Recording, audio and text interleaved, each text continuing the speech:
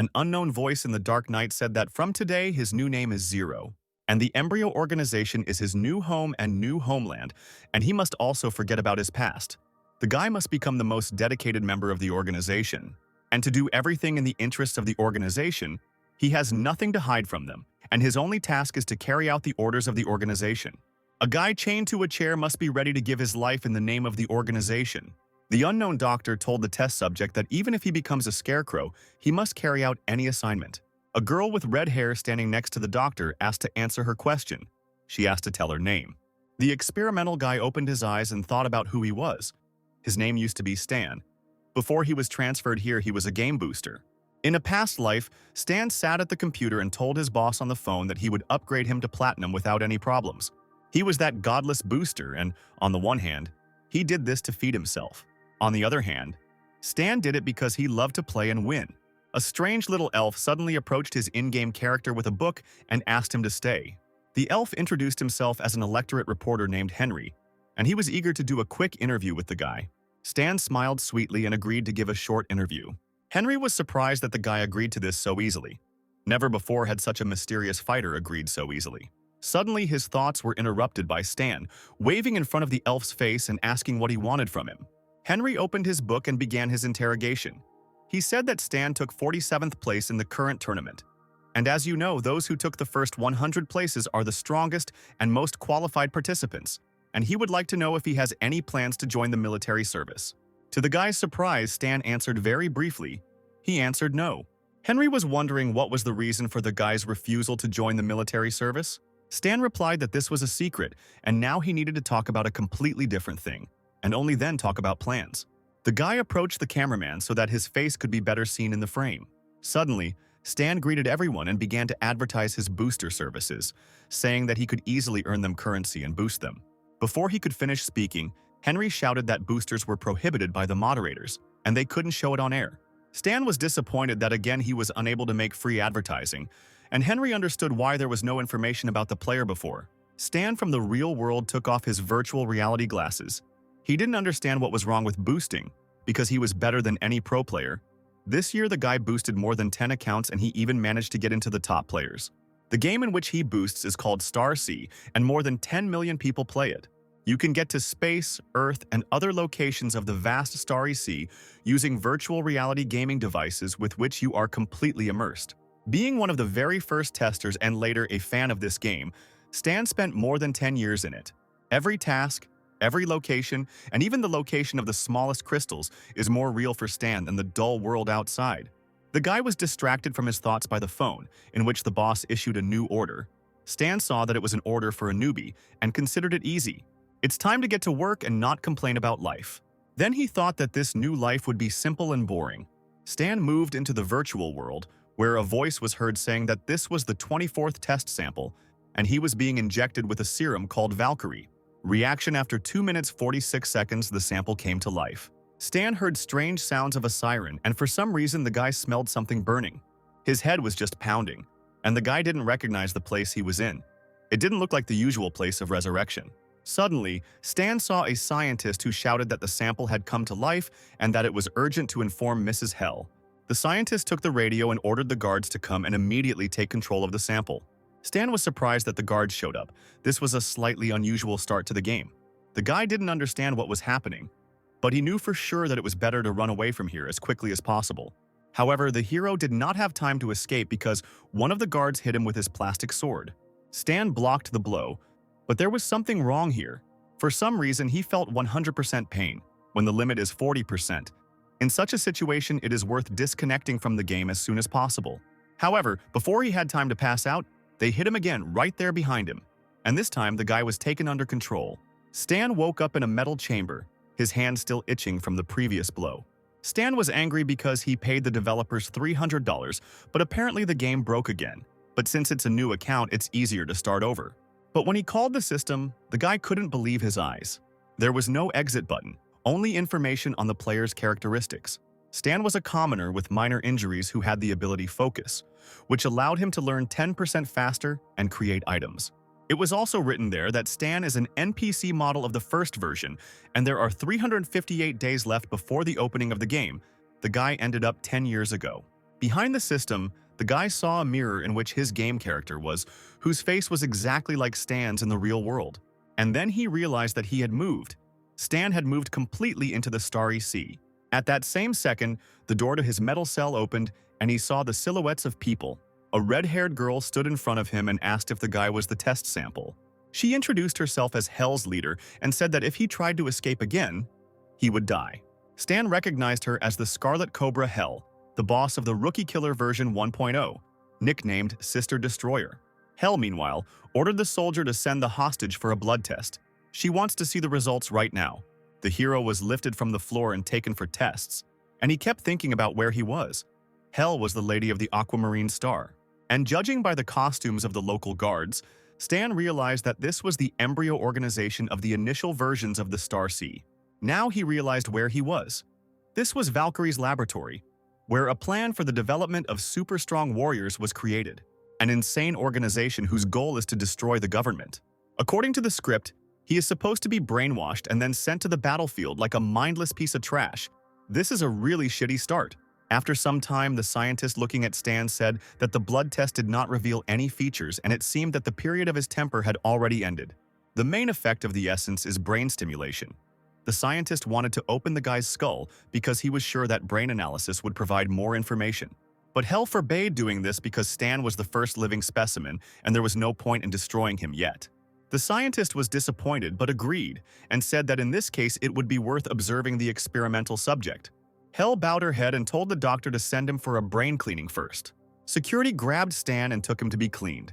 At that moment, the guy realized that he had finished his game. After all, he is only level 1, a weakling. The guards around him are at least level 5, and some even level 8. The worst thing is that Boss Hell is here, and therefore the guy simply has no chance of escaping. But Stan was not going to give up. He had to somehow figure out how to avoid cleaning, and then he saw a bookshelf. On it was a list of literature for laboratory assistants, and then the hero came up with a plan.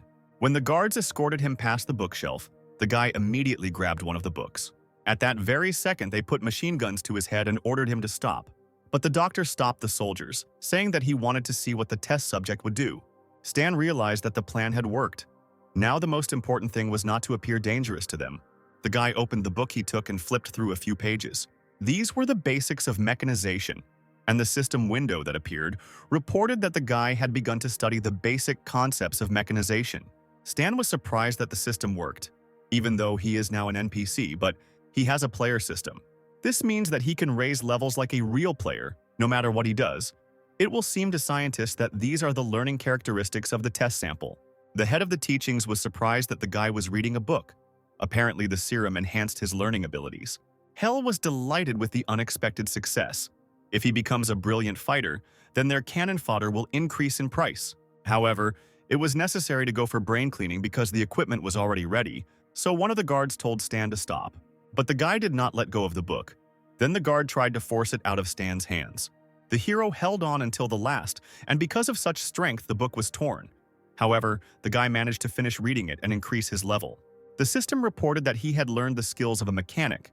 The knowledge tree of a mechanic was opened, and the guy received several stat points and received the profession of a novice mechanic. A few minutes later, our hero was brought into the office to clear his mind. The doctor informed Mrs. Hell that they could begin. They sat Stan on a chair and tied him tightly, connecting the equipment to his head. Smiling, the doctor said that he was very sorry because this sample was very unusual. What if they ruined it right now? After all, it would have been better to first perform an autopsy before cleaning it. Listening to this, Stan thought that the scientist was just a pervert if he wanted to delve into his brain so much. Hell told the scientist that they did not have time and needed to start immediately. The doctor agreed, because sooner or later the sample would fall into his hands. Wishing the guy good luck, the doctor turned all the devices to maximum. At that same second, powerful discharges of current began to cause damage to Stan's brain. The pain was unbearable. The system reported about the danger. It said that Stan should make a decision. His willpower is equal to 8 units, and his will is not enough to stop. In 15 seconds, the guy's brain will be erased. Stan knew that in order to avoid the brain purge, he needed 10 units of free will. And then he remembered that he had previously raised the level. The hero ordered the system to add 2 free points to intelligence, and the system responded that it was restarting the solution, but Stan did not have time to wait. After a couple of seconds, the system counted the guy's points and reported that he had successfully avoided the brain cleansing. The equipment turned off. Stan was shaking, but was glad that he had time. Then he would just have to play along with them. Hell and the doctor have already approached the guy. It's time to test Stan's acting skills. The gorgeous girl slowly leaned towards Stan's face. She began to whisper to him that from today on he will be called Zero. Organization. The embryo is his home and his homeland. He must forget about his past. Meanwhile, Stan was only thinking that the red viper Hell was too close to him. She was very beautiful next to him. The guy had missed her so many times before. But now there is no need to think about it. Because the situation is too dangerous, Stan must not look or move, endure, but not reveal himself. Hell finished whispering in the guy's ear and asked him who he was. The guy was silent for a long time, and the doctor thought that the flushing had failed, although he had done everything according to the standard. Suddenly, the guy began to speak, and the doctor and Hell drew his attention. Stan looked up and told them his name was Zero. The doctor explained that the essence of the Valkyrie enhanced Zero's ability to learn. The side effects of the essence may worsen his emotional relationship with others. The girl suggested that the experiment was a failure. However, the man replied that, on the contrary, it was a success. After all, cannon fodder doesn't need feelings. And Stan, meanwhile, smiled and thought that in no case would he become cannon fodder. Hell ordered the guards to take the guy to the recreation area. The guard apologized and said that the recreation room for experimental samples was not ready yet. Then the girl ordered the guy to be taken to her room because her management had handed him over to her care. Stan did not expect such a turn of events. He did not expect that he would go to the girl's room. He needed to discard all vulgar thoughts. A few minutes later, the guy was in Hell's room, and the thought that he would live with such a girl in the same room made his pants feel tight. Meanwhile, Hell was communicating with someone on the phone. She reported that the brain cleansing was successful. The girl was personally present at it. The voice from the receiver said that now it was time to train him. Suddenly, the girl told the boss that she would like to see her sister. Stan had been eavesdropping all this time and was surprised that the girl said about her sister. But a little later, he remembered that Hell had a sister. The voice from the receiver said that their agreement was not like that. She was allowed to visit her sister once every 2 months. There was no need to cross the line. Then the boss hung up, and the girl was shaking with rage. Stan noticed this and sympathized. Suddenly, Hell hit the wall, splashing out all the pain and rage on her. From such a blow, the wall immediately cracked.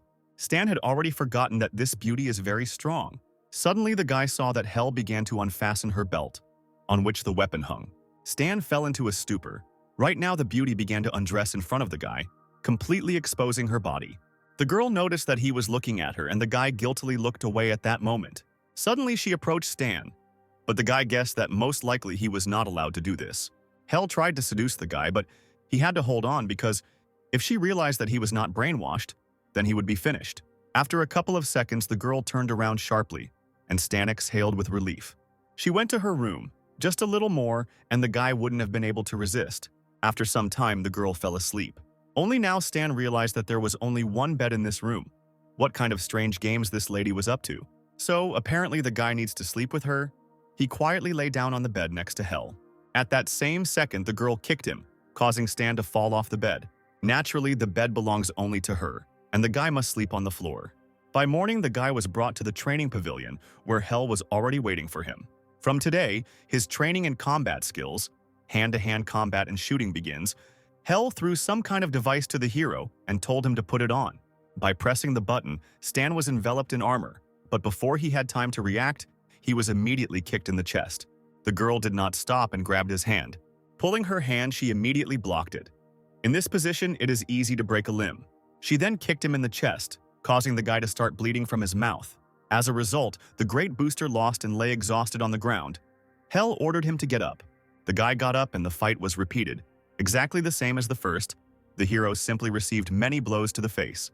The system that appeared reported that the hero had trained by 5%, and Stan was convinced that although he was an NPC, he was capable of raising the level and learning new skills as a player.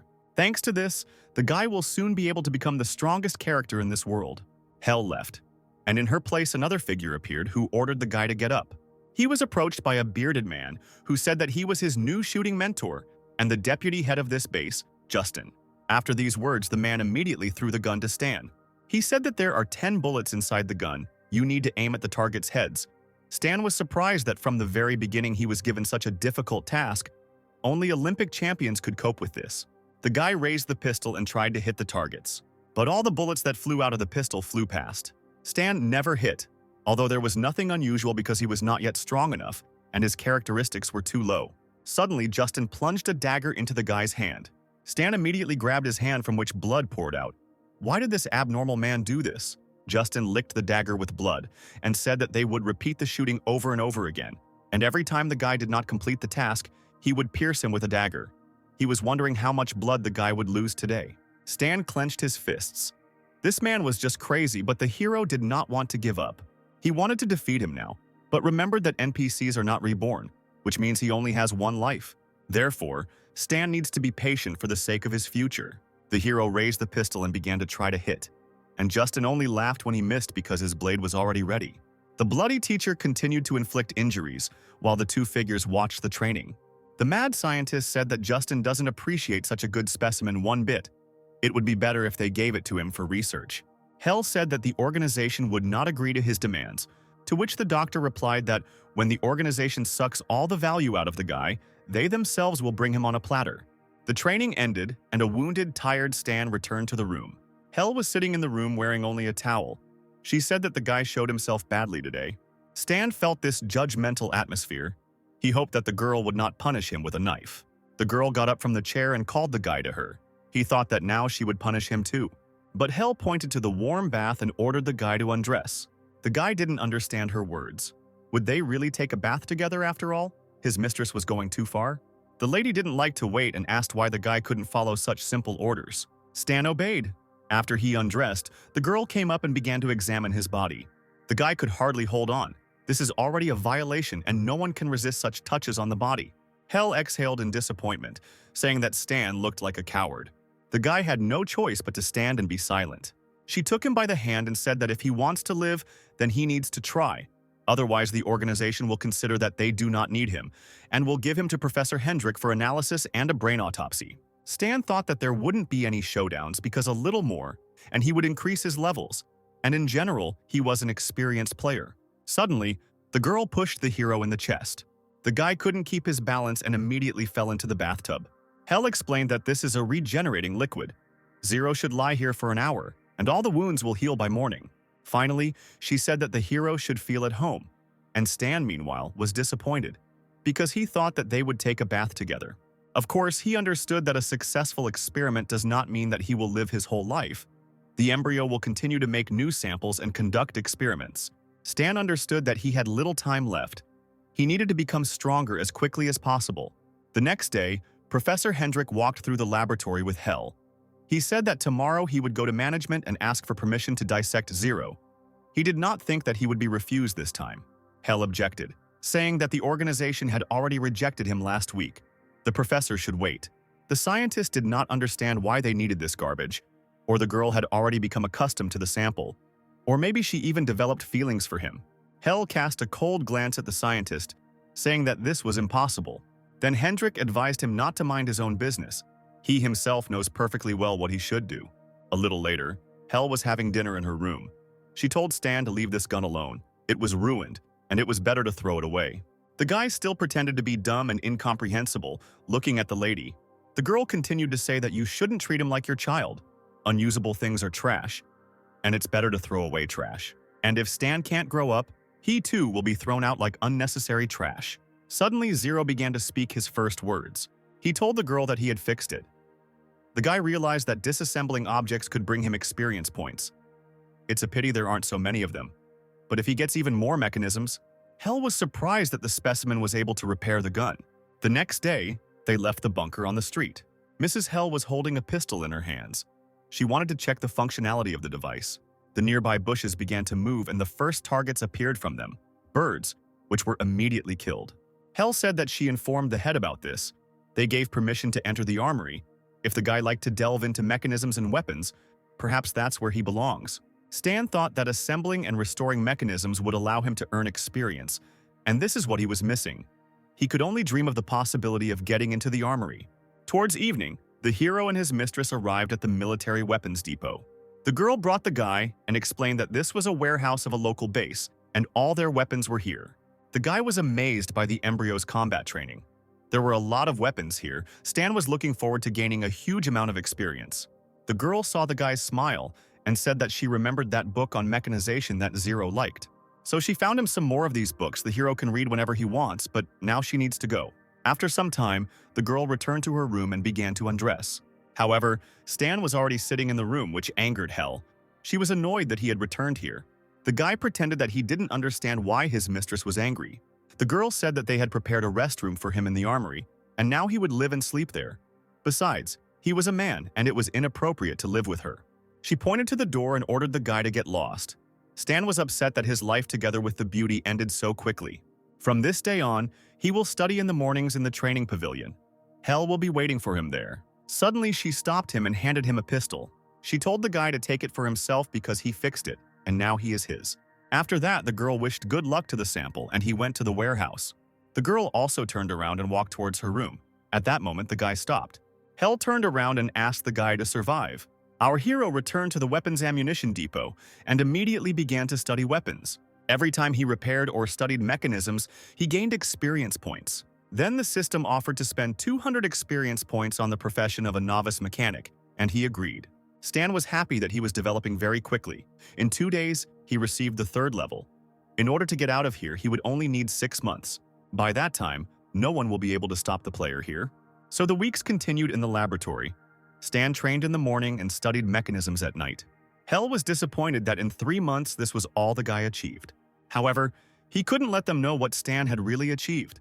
The girl helped the hero get up and said that Professor Hendrik had contacted management again to investigate him. Although the organization is in no hurry to make a decision, the guy will not be allowed to waste the organization's finances with such a worthless fortune. The girl asked Stan how long he thought he would last here. The hero looked at her thoughtfully. In principle, he assumed everything to be so. That same night, he also sat at his table with cutlery. The guy was constructing something using a soldering iron. He noticed that the organization had turned off the camera installed in that place, which meant that the embryo had decided that they no longer needed him and they would not have to monitor him 24 hours a day. The guy bent down and pulled the heavy box closer to him. In the box was his pistol, which Hell gave him, only it had already been improved. Right now, dismantling mechanisms brings almost no experience. It's time to try strengthening objects. Now Stan has enough experience for such tricks. Although he improves items, they need to be returned to their previous form, and you cannot let them know about his skills. Suddenly, someone knocked on the door and Stan became alert. The guy immediately hid his pistol and spare parts for it. A red-haired guy entered the door along with his associates and said that the organization was disappointed in him, and starting today, funding had been reduced by 80%. The close said 001, which means this was the second specimen to survive after 0. The first number said that he heard that this guy is the same exemplar created before him. The organization spent a lot of resources on him. But instead of developing, he rummages around in this garbage. Red grabbed Stan by the collar and said that the guy was just a failed experiment. Putting number 1 in Zero's place was the organization's best idea. Stan understood that this specimen had a completely cleared brain. The organization was his life. There was no point in interfering. Otherwise, the guy would give himself away. The first number ordered the other numbers and other workers to remove all of Zero's equipment. This is what Valkyrie expected when creating the samples. Fighting talent, strong body, and high learning speed. The best fighter. Meanwhile, 2 guards walked past the warehouse and looked inside. One of them told his friend to look at these useless insects. They experimented on these guys, now they will be turned into cannon fodder. And they also erased their brains and completely turned them into obedient fighters. It's better to die than such a fate. The guard's partner advised him not to talk too much in front of them. But the other guard did not let up, because there was absolutely no difference. After all, these insects have had their brains erased anyway, and they won't understand anything. Stan looked at the watching guards. He understood these glances. Each of the guards looked at them as if they were cattle. At that moment, number 1 approached the guy, who said that they were finished and said goodbye to the unsuccessful experiment. Stan was left alone, by the way. About the embryo, the samples here are just cannon fodder, a weapon. And now Stan wondered, when their own specimen destroyed them all, what kind of grimace would be on their faces? Meanwhile, the 3 faces training Zero stood in front of the screen reporting the entire situation to the boss. Professor Hendrik asked again about the autopsy, and this time the voice of management said that they would do as he asked. They would allow Zero to be autopsied. Finally, the scientist received approval. He bowed his head and thanked the owner. Justin, who was standing and sharpening his knife, only exhaled in disappointment. He was very sorry, because this is such an interesting toy that he still hasn't played enough with. Hell, meanwhile, clenched her fist tightly. The moment had come that she didn't want, but there was nothing she could do. The next morning, she was still training Stan. The guy standing in a fighting stance noticed that something was wrong today. Hell powerfully hit the body. The guy noticed that the girl was too aggressive today. The girl shouted at him to defend himself and counterattack, and not stand like a pillar. But the guy was still just as confused. The lady jumped into the air to deliver the next attack. She knocked Stan over with one powerful blow, and the guy didn't understand what he had done wrong that she was beating him so badly. Blood poured from his mouth and Hell continued to scream at him to attack her. Usually everything went much easier. The girl even allowed him to rest a little. But there was no way out. Stan's legs began to tremble and he took a fighting stance. The guy accelerated and jumped on Hell to attack her, but the girl dodged it very easily, moving her head to the side. Then she abruptly took the guy's hand. Approaching him, she said that Zero's blows were too gentle. She threw the guy away, shouting that this did not look like awareness and the desire to survive. The force of the throw was powerful, causing the guy to roll a few more meters. But the girl did not calm down. She took him by the collar and prepared to strike. Stan opened his eyes. He understood that one more blow to him and he would definitely die. However, Hell stopped abruptly, looking into his eyes. Then she just threw him to the ground, saying that it was funny and she was sorry that she expected something from the guy. This is the end. Hell said that the guy should get a good sleep and tomorrow he may not come here. The beaten Stan asked why he didn't have to come tomorrow. Hell turned around and began to leave. Leaving, he said that it was because the guy would be opened up tomorrow. Approaching the door, she quietly said that nothing could be changed. Nothing could be changed before the end. Now everything has become clear. This day has come. That's why Hell is so hot-tempered. She can't stand to see Hendrik picking the guy's head, so she beat him half to death. Women are so strange. Stan stood up with difficulty. During these 6 months, the only one who considered him a living being, a person, was Hell. Others saw him as a fool, cannon fodder, and a subject of experimentation. They mocked him, tormented him. Because the prototype would not fight back, they believed that such behavior was in the order of things. But Stan remembered every drop of blood, and after all this, he will not die just like that. He returned to the warehouse and sat down to work on the development. This is all that he collected in 6 months, which flew by for him like a month of ordinary life, although he did not kill monsters or complete any tasks to raise the level. But he made up for raising the level in the limited realities of the mechanic class. Here he was able to gain a lot of experience while sitting in one room. Each character can master an unlimited number of professions, but every 20 levels a problematic task appears. In order to continue raising the level, you need to complete a special task. The general level caps change with new updates, and in version 1.0 the max character level is 60. But Stan's screen says that his level is unlimited, meaning he has more power than any player. He is confident that the next stage is gambling blueprints. Blueprints are blue screens used in the mechanic class to create weapons and mechanisms. 60 types of knowledge can be used with each other to create a mechanism. Each combination contains many drawings, but after combining knowledge, only one direction of creation can be studied at a time. Some blueprints have prerequisites, so when merging knowledge, it is unknown how many blueprints you can get.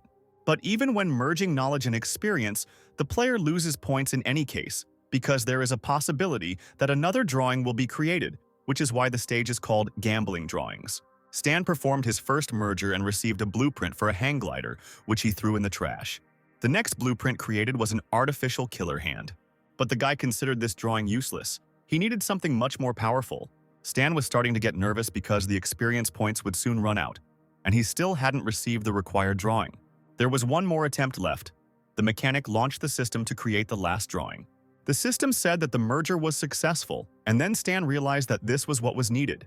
The guy created a lightweight exoskeleton that made him half robot. Now the leaders of the organization will learn what it means to cultivate their own enemy. A combat helicopter appeared above the laboratory and was already preparing to land. Hell, along with the first and other samples, were already waiting for the flying transport. The helicopter landed and a squad of fighters came out. The team captain introduced himself to the girl and said that his call sign was Silver Blade. The girl didn't bother for long and said that let them do what they were supposed to do. There was an SUV in the garage, and she would take the helicopter. There was no need to waste her time. Every 2 months, Hell leaves the base. Today, she left early in the morning. Now she is not at the base. If she were here, then Zero would have a hard time. But now the time has come. Stan prepared and endured all this time for this day. The day has come when the guy will get out of this prison. Professor Hendrik came for him. Today is the last and only chance. However, before going out into the corridor, the guy notices a strange piece of paper lying on the floor. He picked it up and saw a picture of two girls. This is Hell and her sister, Aurora. She also has superpowers, only she is the complete opposite of Hell.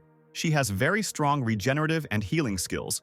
She is able to prolong life and, moreover, resurrect the dead. At the end of the game version 1.0, the embryo created a huge amount of essence from Aurora's body. This angered Hell so much that she began to destroy everything. At that moment, she was nicknamed the Goddess of Death. Suddenly, a system appeared in front of the hero, offering him a task, which stated that the embryo campaign is a bloody organization. No one knows where Hell came from, but whether she is loyal to the group is also not clear. The guy got a clue, and he should continue the investigation. The hero bowed his head, since the girl was relying on him this time. He will do something for her, after which the guy took on a task related to Hell. Suddenly, he heard Hendrik's voice from the loudspeaker, ordering him to immediately report to the central hall for further orders. Stan put the clue in his pocket and decided that he would deal with Aurora when he got out of here. The guy looked around the corner and noticed a camera that was watching the entire perimeter. The hero knew that the entire base was under surveillance, and it was very difficult to move here unnoticed. If so, then the first thing you need to do is visit the control room. This is goal number 1. A couple of minutes later, Stan got inside and killed all the guards. Now the all-seeing eye has been eliminated, and Professor Hendrik is next in line. 20 minutes later, Zero was brought into the scientist's personal laboratory. The professor turned around and was delighted to see his precious specimen. By opening his body, he will be able to understand how the guy differs from other samples, and when he finds the reason, his corpse will become a stuffed animal in his laboratory. The professor began to prepare the instruments for the operation. The first sample brought back pleasant memories to him. However, Stan was already standing behind him and quickly dealt with the guard. Sensing something was wrong, Professor Hendrik turned around. He saw a dead guard. This was impossible. A specimen with cleared brains cannot kill their people. Stan, stained with the soldier's blood, put his hand to his head and smiled and saluted the doctor. Hendrik did not understand what had happened. There had been no problems for these 6 months. But the first significant problem suddenly appeared in Stan's hands. A knife that was intended for the scientist. Without any interference, the guy pierced the professor's chest. Hendrik was still stunned. Blood poured out of his body. The wounded scientist looked at the camera in the corner that was watching all this and told the guy that he would die. Stan told him that he had already killed everyone in the control room, so everything was fine. Professor Hendrik fell to his knees, choking on his own blood. In the last minutes of his life, he could not believe that the guy was just pretending all these 6 months. Stan confirmed his words by saying that reality is cruel. But Hendrik still insisted that this was impossible. The sample could not deceive everyone. Stan smiled. He raised his knife and said that nothing is impossible in this world. He then delivered another finishing blow to the professor, which cut his back. The mad scientist did not understand how this was possible. He was its creator. These were the last words of Professor Hendrik. The rebellious Stan stood and looked at the dying doctor, the first target eliminated. A couple of minutes later, the hero took off the clothes from the guard who brought him. He also took Hendrik's keycard. In the entire base, only 3 people have access to all the doors, and the professor was one of them. But the guy understood that if he went straight to the doors, he would definitely not be able to escape. The game would be over in 10 seconds. Stan couldn't screw this up. He put on his security guard's uniform and got ready to break in. His main plan is to break the connection. You need to achieve a couple of hours of freedom from communication. The communication equipment is located 3 floors below behind the wall. You will have to use mechanisms to break through the wall. Now you need to return to the 2nd floor for the mechanisms. There are several people at the base who may know him. Hell, number 1, Hendrik and Justin. The first 2 are not at the base, and the 3rd is dead. Others won't even notice him, but only if he meets Justin. Suddenly, someone put their hand on his shoulder and asked what group the guy was from. For some reason, he hadn't seen him before. It was Justin. Stan was unlucky to meet this freak so quickly. The hero lowered his cap and said that he was new from Group B. Justin didn't know that new people had been sent to them. It's strange why he didn't know, and the guy's voice was quite familiar. The deputy was not easy. He pulled out a gun and asked the guy to show his face. Stan squeezed his knife in his hand and asked him not to interfere because he didn't want to resort to Plan B. Justin didn't understand the guy's words and asked him what he meant. Stan turned around sharply and swung his knife, shouting that he had long wanted to tell Justin that it was time for him to check with a psychiatrist. The hero hit the deputy with a knife, but he managed to put his hand in front of him and protect his face. He was not so simple. Justin immediately realized that it was Zero. Other guards also did not stand aside. They opened fire on the enemy. Stan calculated the plan on the fly. In 2 seconds, he could reach the machinery room. It will take Justin 3.7 seconds to recover from the blow. 3 guards won't be able to harm him in 4.2 seconds, and help will arrive in 25 or 35 seconds. Stan ran into his room with lightning speed, where the improved mechanisms were hidden. Justin was surprised that the guy decided to hide in his room because this is the worst option for him. He approached the guy's room along with the guards, saying that the guy was too gentle. However, suddenly they felt a strange trembling. The tiles from the ceiling began to crumble little by little. The door to Stan's room opened. Justin was ready for any challenge. But inside the open door, he saw a core emitting pure energy. Stan jumped out of the door and everyone who was in his way scattered in different directions. The guy was wearing a combat exoskeleton that covered 50% of his body. Justin didn't understand what kind of device was currently on Zero, and Stan was already approaching his sworn enemy. He told Justin that it was time to die. A powerful mechanical fist struck the laboratory deputy in the chest. Justin immediately felt this pain running like goosebumps all over his body. A mechanical blow pierced his chest. Justin did not believe that this was really happening. With a merciless look, Stan took Justin's heart with his mechanical hand. Then he simply tore the heart out of the shooting teacher's body. Such wounds cannot be healed. Another villain lay dead on the floor. The second target was eliminated. Over the course of 6 months, Justin stabbed Zero 420 times. The guy would like to hear how he felt when the deputy suffered punishment for his atrocities, but it's a pity he won't be able to answer. The guy left and security arrived seconds later to find the deputy dead. One of the guards tried to contact the control room, but the attempts were unsuccessful. Then, he ordered a report to Dr. Hendrik. But the voice on the other end of the radio said that another group had discovered the dead body of Professor Hendrik. The units were ordered to find the enemy. Lethal fire was allowed. All groups must disperse and look for the attacker. The group that heard the order tried to enter the armory, but an explosion occurred from there. The guy on the other end of the radio was trying to contact them to find out what happened there and what that sound was. However, no one could answer him anymore. Suddenly, someone came up and lifted the radio. Stan said that part of Group C died from severe wounds. They blocked the target in the laboratory. The guys managed to shoot him. They urgently need to send help here. The voice on the other end of the radio said that the group was on its way and would arrive soon. After 20 seconds, the group arrived at the scene and began running inside. However, no one noticed the small rope that was stretched near the door. The rope led to the planted explosives, and right now someone touched it. Stan ran forward and heard an explosion behind him. His trap was a success. The guards on the floor below heard a strange roar and saw the walls shaking and stones falling. One of the guards asked on the radio what was happening upstairs, but there was no answer. He ordered his subordinates to stay here. The rest will go with him on reconnaissance. Suddenly, they saw someone opening the gate, but the strangest thing was that he could open the gate. Stan raised his cap and ran out of the gate and said goodbye to the guys who recognized him.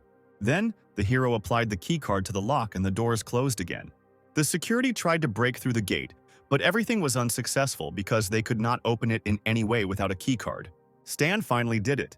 He escaped from this gloomy laboratory in which he was abused. The guy rejoiced like a child and breathed in the clean air of freedom. Meanwhile, Hel was informed about what happened in the laboratory. She said that this was impossible, but the voice ordered her to return to the base. The girl asked about her sister, but the voice from the receiver told her that she had no right to bargain, and the call ended. At that moment, Hel realized that Zero had just been pretending all this time. Soon night fell, and our hero remained unnoticed. The squad pursuing Stan stopped because the car couldn't go any further. They decided to go on foot, knowing that the guy couldn't get far. One of the Falcon squad did not understand why they were sent for the sake of one sample. One got the feeling that they were not considered people. The commander answered him that the detachment had not had any assignments for a long time. This was an excellent reason to warm up. Then he gave the order to catch this dog, and the one who did it first would receive half a day of rest. The squad went in search, and Stan, meanwhile, was nearby. The guy was sitting behind a tree. He saw that 3 cars were following him. Under the cover of the night, it would be difficult to detect him. But suddenly, a large caliber bullet flew towards the guy with lightning speed. The bullet immediately pierced the tree behind which he was sitting, miraculously not hitting it. She slightly touched the exoskeleton. The guy realized that he had been discovered with the help of night vision devices. He needed to somehow reduce the distance to his pursuers. The guy ran and dodged bullets and thought about how he could get closer to the enemy, because the remaining experience points would need to be spent on close combat. Then he remembered one function of the exoskeleton. Stan pushed off and jumped towards the enemy. His speed was impressive, and he overtook the enemy in a split second. The sniper from the Falcon Squad was surprised to see the guy in front of him. Realizing that the sniper rifle was useless in close combat, the soldier tried to pull out a pistol and shoot at the hero. But he was able to deftly dodge the bullet and hit him with his mechanical arm.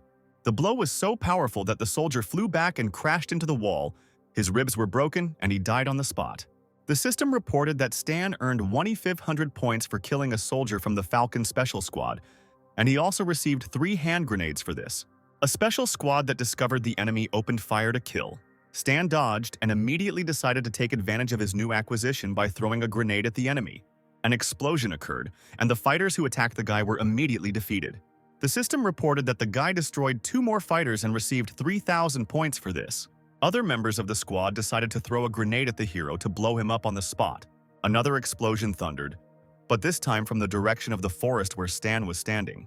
When the smoke cleared, they came closer to see if the target was hit, and it seemed they succeeded. But that wasn't the end.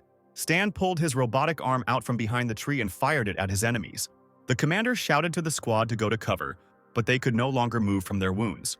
Stan, sitting behind a tree, was happy that he had destroyed 3 more fighters. The commander could hardly contain his anger because the guy was just an ordinary exemplar. But this ordinary sample, which was easily dealt with by the entire commander's detachment. The leader pulled out his knife and walked towards Stan. The guy killed the wrong people today. Stan, meanwhile, was checking the system. There was almost no armor, no ammunition either. His strength would soon run out. This battle needed to be ended as soon as possible. Suddenly, he heard footsteps and saw the last surviving fighter approaching him. The commander waved his knife and jumped at the hero, but Stan dodged in time by crouching. Then he placed his robotic leg on the tree and pushed off. The guy easily managed to knock down a powerful opponent to the ground. Nobody wanted to retreat. The guys continued to fight lying on the ground. The commander then placed his foot on Stan's chest and pushed him away from him. The hero barely got to his feet, leaning against a tree. He realized that it was hard to fight with the commander. The commander said that because he underestimated Stan, his guys died. So he will not be able to live peacefully in this world. But before that, he must send this sample to hell with his own hands. The commander of the Falcon Squad accelerated and again jumped at the exhausted Stan, waving his knife. The guy had no choice but to put a block with his robotic arm, into which the knife entered. The mechanism began to spark, and the knife stuck tightly in his hand. The commander pulled the knife and tried to pull it out of Stan's mechanism, but to no avail. Taking advantage of the pause, Stan punched the man in the face. The fighter fell to the ground along with the severed part of Stan's mechanical arm. Nevertheless, the mechanical arm beat very powerfully, and the resulting damage caused damage to the captain's brain, and he died. However, Stan's exoskeleton completely collapsed, but he still has a drawing, and when he has the material, he will be able to create a new one. Embryo's help will arrive soon. We need to leave. This forest looks vast and Stan didn't know where to go. First, he needs to find the place where people live, create a map and move on. A few days later, a meeting was held at the main embryo base, at which the head scolded people for the fact that just one sample was able to kill 30 armed guards, destroy the laboratory data, kill a special squad, and also take the life of Hendrik. In the end, he still managed to escape unharmed. The leader did not want to listen to all these fairy tales. The subordinate said that the Valkyrie serum introduced into the body of Sample 0 led to side effects that they could not predict. He received a talent for mechanization and an incredibly high level of intelligence. The leader guessed that the brain cleaning did not affect him, and the frightened subordinate confirmed his words. The 0 sample did not show any anomalies for the first 6 months. Perhaps he was pretending, but in fact he was developing an escape plan. Hell said that she knew 0's fighting power. He couldn't have become strong so quickly. The girl suggested that the guy had awakened special abilities in himself. The leader ordered them to shut up. He does not want to listen to any excuses until they completely eradicate the abnormalities of the serum. No more samples are produced, and besides, the brains of all other samples need to be cleared again. The first number who listened to all this became angry because the leader questioned his loyalty to the organization. He came forward and said that he was ready with his guys to lead a squad to destroy 0. The leader slowly lit a cigarette and agreed to this proposal. He ordered that 0 be found and returned to the base, dead or alive. Meanwhile, morning came on the wasteland.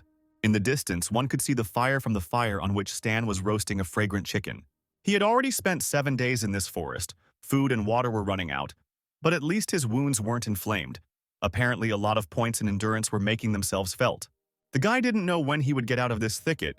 He needed to quickly get to people and get himself in order. The hero had dinner, collected his things, and moved on. But on the way, he touched a strange rope. Stan immediately felt that he had stepped on something and braced himself. Instantly, a net fell on the guy. It was a prepared trap. Stan got caught. The man put the gun barrel to the guy's face and ordered him not to move. The unknown hunter demanded that all valuables be taken out of their pockets and immediately given to him. Stan realized that this was a simple thief, and meanwhile, the man began shouting for him to move. But our hero suddenly grabbed him by the throat and punched him in the stomach. The thief fell to his knees and began to beg the master, saying that he did not see a good fighter in him. Stan asked why he decided to confess only now. Its barrel was crooked. If you shoot from it, the thief will shoot himself in the face. The man raised his head and shouted that he was to blame. Stan looked at the guy and asked what was his fault. The man did not know what to answer. He said that he should have acted differently. It was necessary to take a second gun. Stan laughed at these words and put the weapon to the man's head. The thief turned around and said that if the gentleman is not angry, he will crawl further. This is what he does best. But Stan was not going to let the guy go just like that. He wanted to know where the nearest city was.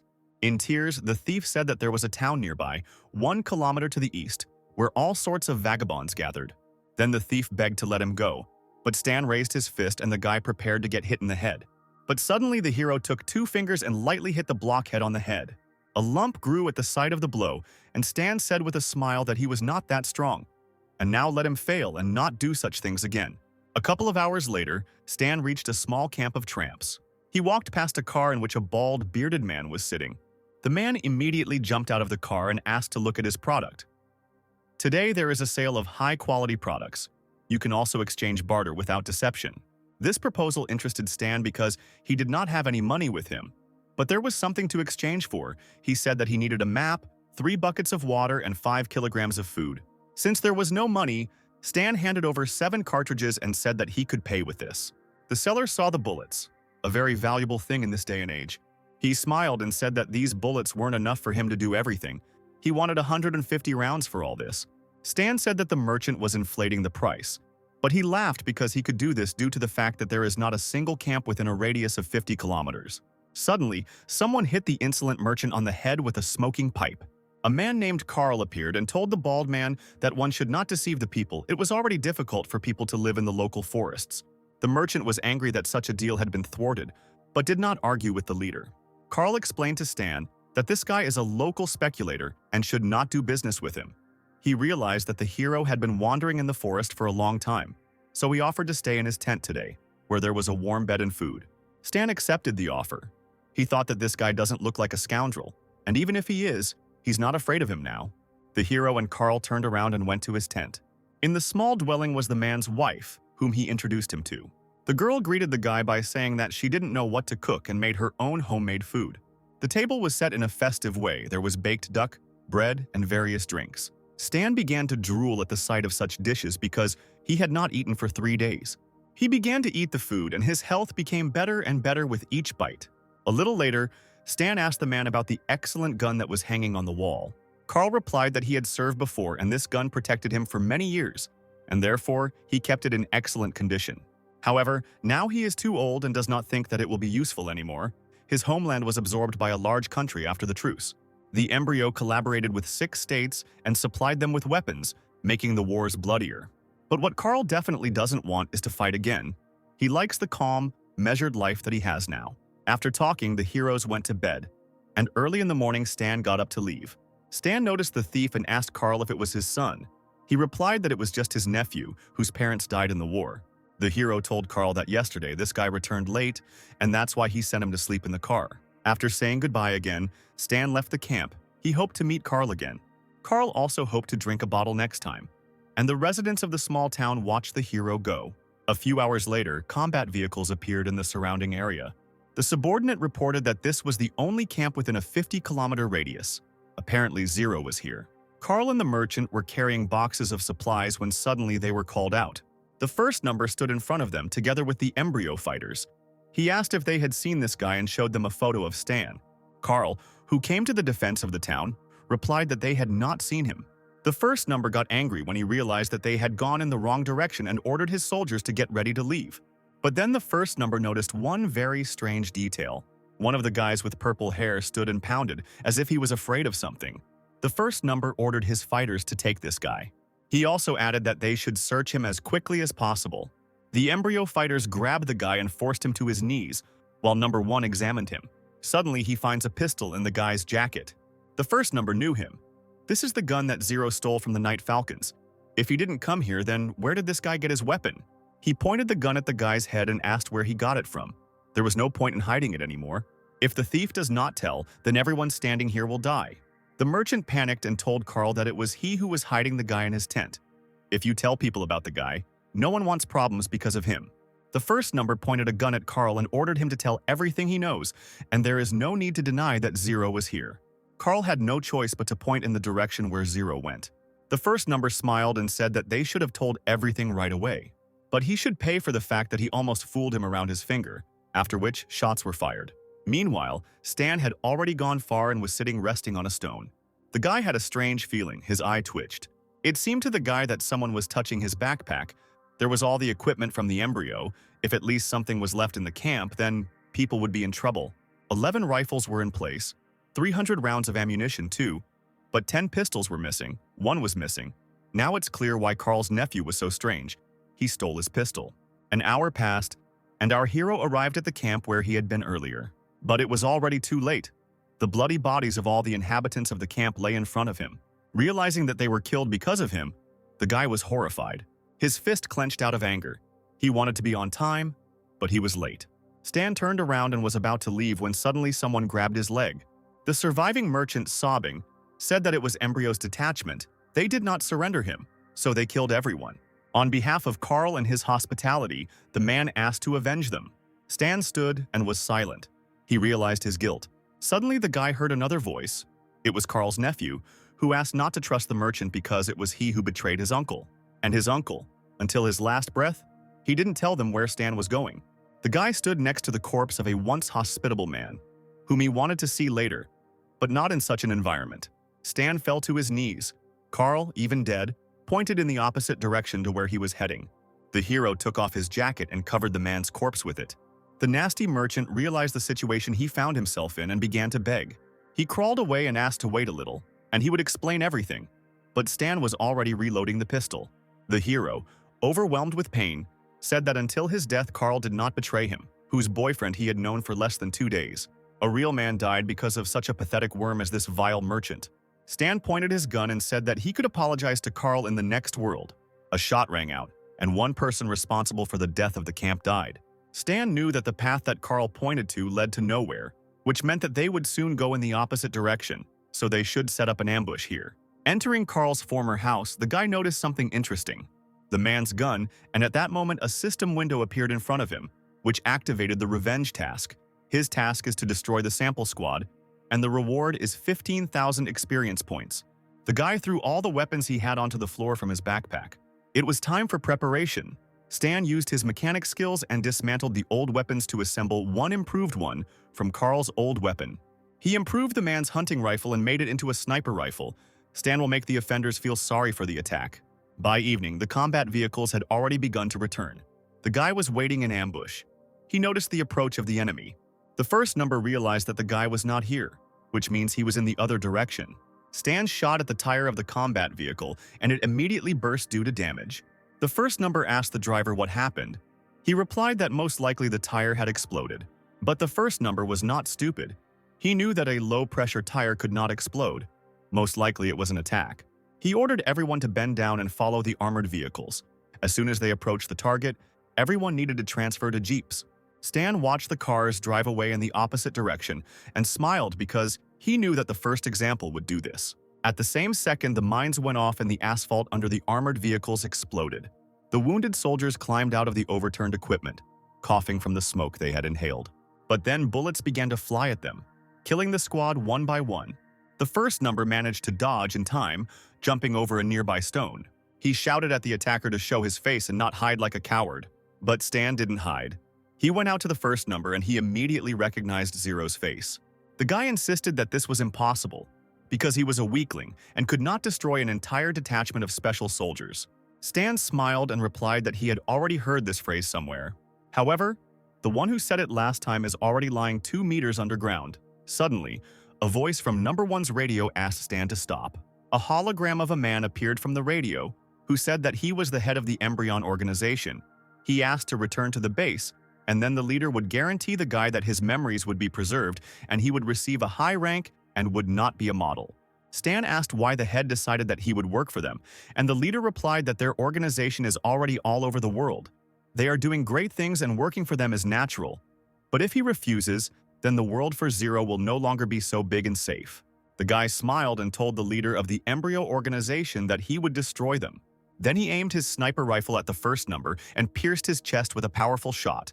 All the people responsible for the death of the residents were killed. The system reported that the guy killed the first sample and received 900 points, and the task called Revenge was completed. Stan understood that his current strength was nothing compared to the strength of the organization. He would have to rely on his knowledge and unite with a force capable of resisting the entire organization. The guy left the rifle next to the tree under which he buried Carl and went to the Star Dragon Empire. A few days passed. Stan was heading straight to the Star Dragon Empire by train. He sat in the carriage with the chickens and thought about the fact that besides the embryo organization, only 6 nations possessed advanced knowledge, which meant that joining the 6 nations was mandatory to complete the task. The system that Stan was considering notified the guy that he had begun factional relations with the embryo organization. The goodwill of the organization decreased by $1,000, and besides, it considered the hero an apostate, and Stan also received a mission, the fall of the embryo. The mission surprised the guy because the reward for it would depend on the progress of destroying the embryo organization, directly or indirectly. Stan concluded that due to the fact that the organization is expanding and developing, he only needs to destroy 20% to complete the task. Still, it was a difficult task, and the hero decided that he himself could not cope with it. But there was no choice, so he accepted the task offered to him to destroy the embryo organization. The guy arrived in the western capital of the Star Dragon Empire. Looking at the cordon, Stan assumed that since he was wanted, the Empire should have already received information, so most likely he would not be able to pass through the checkpoint. The guy smiled because he knew that this wouldn't stop him anyway. Players from the red list who were wanted by their people in a past life could not pass control. Until they find the hidden NPC responsible for the smuggling and give him some money, then he will smuggle it into the city.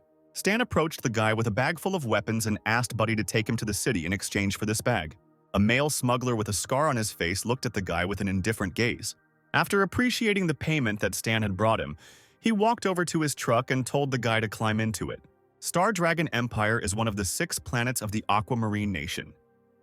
In the previous war, the embryo organization signed a secret treaty with the warring Star Dragon Nation and staged several major terrorist attacks in this territory. Thus, the Empire lost its position among the 6 nations and began hostility with the organization. Stan knew that if he walked a couple of meters to the east, he would find an inconspicuous workshop at the end of the road. This was a hidden plot point, and he knew about it from the files of other people in his past life. Now he has no rivals and he can get ahead of anyone. In his previous life, he did not have such a chance, but this time, the guy will take advantage of it. Approaching the workshop, he saw 2 men. One of them was just the one he needed. 2 men were playing checkers, and they were doing it with such enthusiasm as if they were playing for the whole city. Stan also noticed this tension, how fiercely the black checkers opposed the white ones. The man put his hand down on the table, and Stan was disappointed to see that he had only collected 5 in a row. Suddenly, his thoughts were interrupted by a sweet voice calling the guy. In front of him stood a beauty, with short ash-colored hair and a refined figure. The girl asked if the guy needed to fix something.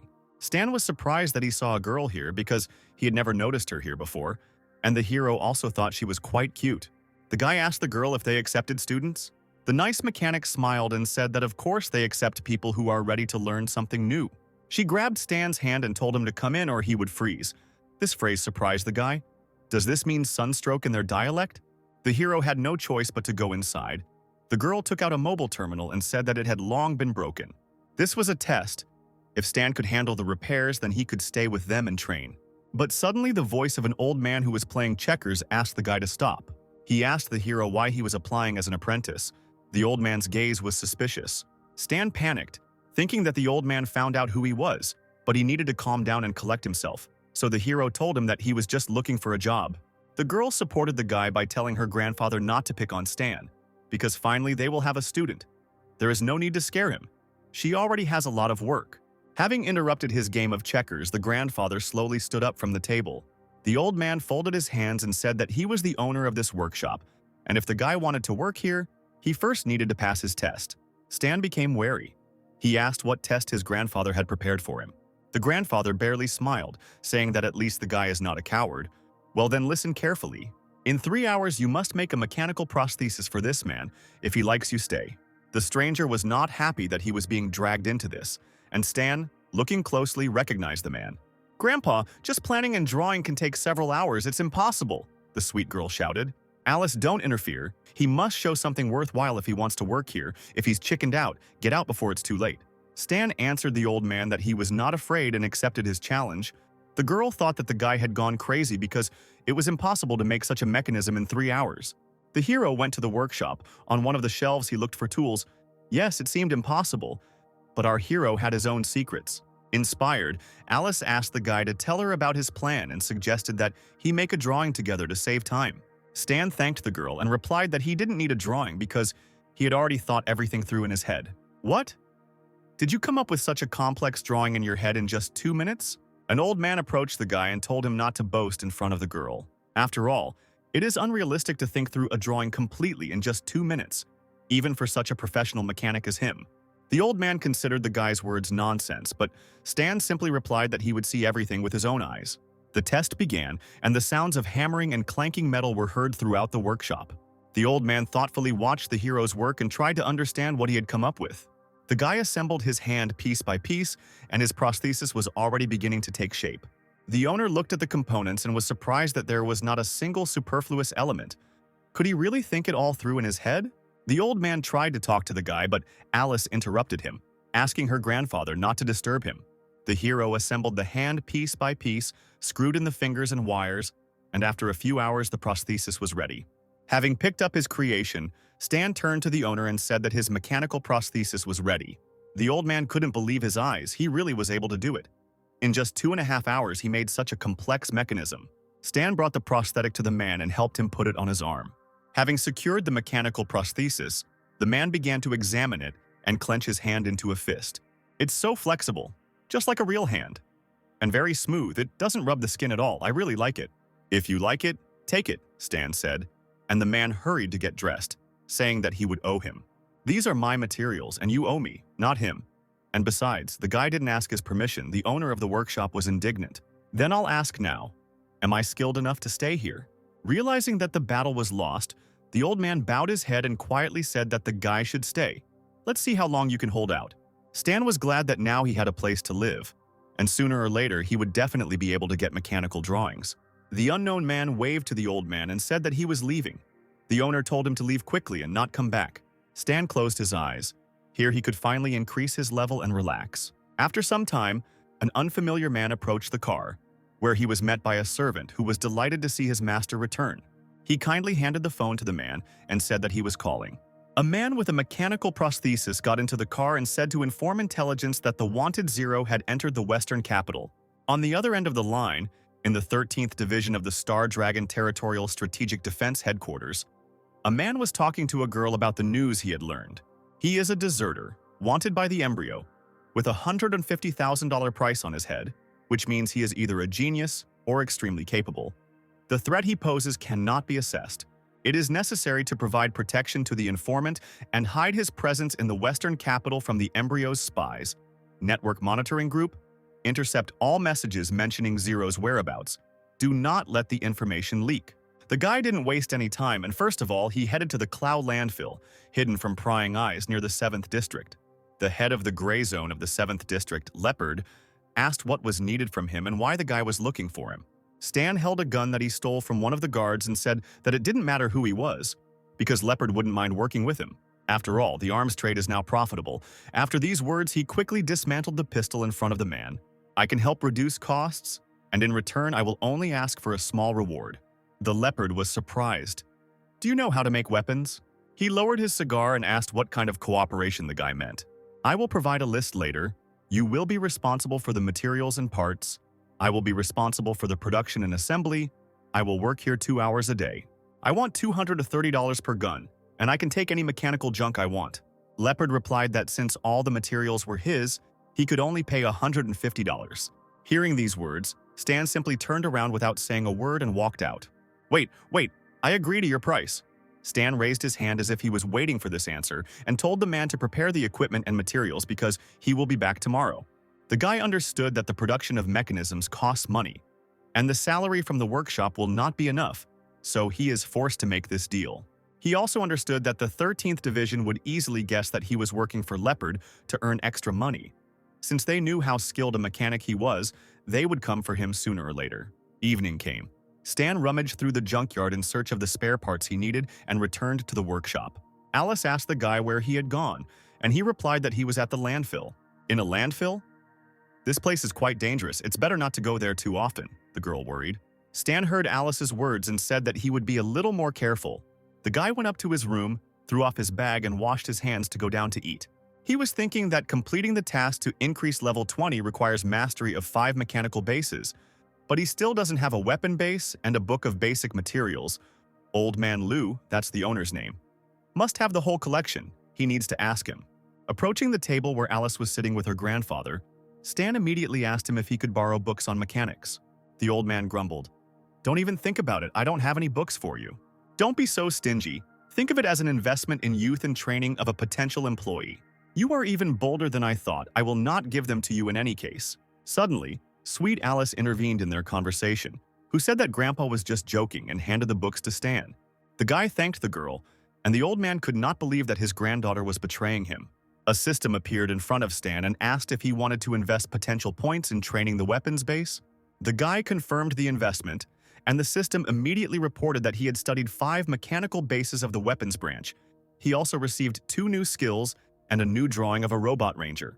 Stan understood that in a battle against the embryo, using others is a common thing. What really matters is his own abilities. Time waits for no one, and he needs to prepare. Night fell, and an unknown cloaked figure approached the workshop and said that the target had been located. But he did not take any action. And in the morning, Alice said that she had not slept at all, and that things were not going well at all because of this. She looked at Stan and asked him what he was doing there. The guy replied that he was just working for fun. "Wow, you are such a hard worker. No wonder you are so good." Suddenly, the voice of a man was heard from the street, asking if this was a workshop. Alice immediately jumped up and replied that this was a workshop and asked the man what he needed. He replied that his car had broken down at the intersection and needed to be repaired. The man then looked at Stan with a suspicious look. The guy noticed this, and the man told Alice that the engine was very dirty, and it was better for the guy to do this, not for her. Stan, after analyzing the situation, realized that the man had strong and stable feet. He must be trained, and most likely from the 13th Division. Do I look like someone who is afraid to get her hands dirty? What kind of stereotype?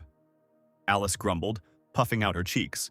But Stan immediately tried to calm her down, telling her to take this as an opportunity to rest, and he would sort it out himself. Leaving Alice in the workshop, the guy went out with the man to the car. The suspicious man made a friendly face and asked the guy if he was young and how old he was. "I'm 30, Stan answered firmly and opened the hood of the car. The man continued his questioning by asking what the guy's name was. The hero replied that a stranger should show his respect before asking someone's name. The man did not like the answers. He immediately realized that the guy did not want to make contact with him. Then he said that his name was Carl. Stan put on a straight face and said that it was a good name. But Carl misunderstood him because he was waiting for a cigarette. Stan's rudeness began to strain the man, but he held on with all his might. He handed the guy a cigarette, and then he replied that his name was Stan. Carl smiled when he recognized the guy's name and assumed that he was not local. He asked where Stan had come from, but at that moment the guy suddenly slammed the hood and said that he had fixed everything. The hydraulic pipe in the car broke, but he got it done. It all cost $9. Okay, you're a pretty bright guy. Where did you study? I'm self-taught, Stan answered. There was tension in the air. Carl slowly took out his wallet. He tried to ask again where the guy came from. I came from the village. Do you expect me to give you a discount if we are from the same place? Carl took out the money and gave it to the guy. Never getting the answers he needed, Stan said that apparently his wallet was in the deepest pocket he had ever seen. It seemed like Carl was taking forever to get it out. The disappointed stranger silently got into his car and drove away. While he was driving, he dialed someone's number on the phone. Having reached him, he said that preliminary observation showed that the target is a mechanic, whose danger has not been established at the moment. It is only known that the target calls himself Stan. The voice asked what analysis of the target's personality. Carl replied that the guy was rude. All day long the work in the workshop went on as usual, and Alice sent out yet more satisfied clients. She excitedly told Stan that customers keep coming to their store. If this continues, they will soon be able to expand their business. She doesn't understand why. But several customers often ask her about the guy who works here. Stan replied that it was because he was doing a good job and wasn't trying to sell them a membership card. But they are all men, Alice said in surprise and looked at the guy with bewilderment. A little embarrassed, she told Stan not to worry. She would not treat him differently because of this. Upon hearing these words, the guy replied that this was not what she thought. Alice went to continue working and Stan got up from his chair and thought that the girls were completely crazy these days. Returning to his invention, the hero has completed the last element and now all that remains is to assemble the robot. After a couple of hours, he completed the robot ranger. Its legs were like the tracks of a tank. Its torso was made of strong metal, and it had machine guns instead of arms. Stan appreciated his creation and decided that he would call it Ranger 1.0. Suddenly, a system appeared in front of him, which notified him of a new strange task. It said that some people were aiming to get a reward for the guy's head. Stan didn't see them, but they were hostile. The guy needed to escape from them. How can there be a pursuit of me if the Western capital is carefully guarded? Was this really something the 13th Division planned to see how strong I was? He accepted the task and began to prepare, by which time it was already getting dark outside. After getting dressed and hiding his invention, Stan told Alice that he needed to go away and wanted to take a day off. The cute girl looked at the guy, who had a cold look as if he was planning something. "If you have problems, I can help you," Alice said. Stan reassured her, telling her that he was fine and not to worry about him. The hero left the workshop and headed to the landfill. He was watched by unknown guys who were surprised that this guy was worth $1 million, because he looks like an ordinary person. Then the guys got into the car and followed him, and the observers reported that the stinging bee squad was pursuing the target. Having reached the landfill, Stan thought that if they fought in the city, they could harm ordinary people, and this is the place for a fight. He went into Leopard's house and said that he had come for materials. The mafia told him that it was already dinner time and invited him to join. Stan realized that this was not a proposal, but an order, and agreed. The head of the underworld smiled maliciously. A little later at the table, Leopard said that he had spent a huge amount of money to find out who this Stan was, but did not expect that he was an ordinary wanderer who had just arrived in the Western capital. Dinner. Stan responded that sometimes sources can lie and the mafia should think about it. The Leopard ordered the guy, for his own good, to tell him everything he knew about making weapons. He hoped to cooperate with the hero in an amicable way, otherwise he would have to force the information out. Suddenly, Stan's face became terrifying and he asked Leopard if he was sure he could handle him. But the head of the bandits didn't even move his mustache, because the guy was just a wanderer and couldn't do anything to him. Stan said that apparently his source did not have all the information about him. He advised Leopard to open the dark side of the internet and see how much they were offering for this mechanic's head. The man grinned. "Do you know how many idiots bluffed in front of me like that?" The latter did not even receive a funeral.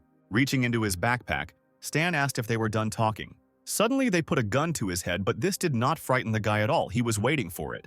At the same moment, his arm was covered with the mechanical prosthesis that he used when escaping from the laboratory, and he immediately jumped up from his seat. Pointing his hand at one of the bandits, he fired a beam of blue energy. Energy bullets immediately hit the guys with weapons who were guarding the entrance. The Leopard panicked when he saw the mechanism on the guy. "What is it?" he shouted. The head immediately ordered all the bandits outside to quickly run here and kill the guy. One of the guards didn't understand why they all had to run there. This was just one guy who had to be dealt with by the people inside. But suddenly these bandits were hit by powerful bullets from rifles. It was not Stan, but a civilian organization of mercenaries. A squad of stinging bees who ordered no one to move, and then everything would end quickly. But the guy was not going to stop. Turmoil began, and he ran away from two warring factions. They also did not forget about him, trying to shoot him, but he moved too quickly and hid behind the containers. The commander of the special squad ordered Group A to open fire in order to contain the guy and get closer. Meanwhile, Group B had to go around and press him from behind. Stan tried to hide behind one of the containers, but Team B quickly discovered him. They opened fire, and the guy leaned out from behind the container to shoot with his hand. The squad dodged and hid, and Stan, taking advantage of the hitch, began to run away to another place. The bandits didn't understand where these mercenaries came from. But Leopard guessed that they had come for this guy. Meanwhile, Stan successfully ran behind another container. He sat down on his knee and began to look for something in his pocket. He took out the game console, opened it, and connected to control the robot. Smiling, Stan said that, in principle, he was ready for such a scenario. His robot's eyes lit up. He is ready for the assault.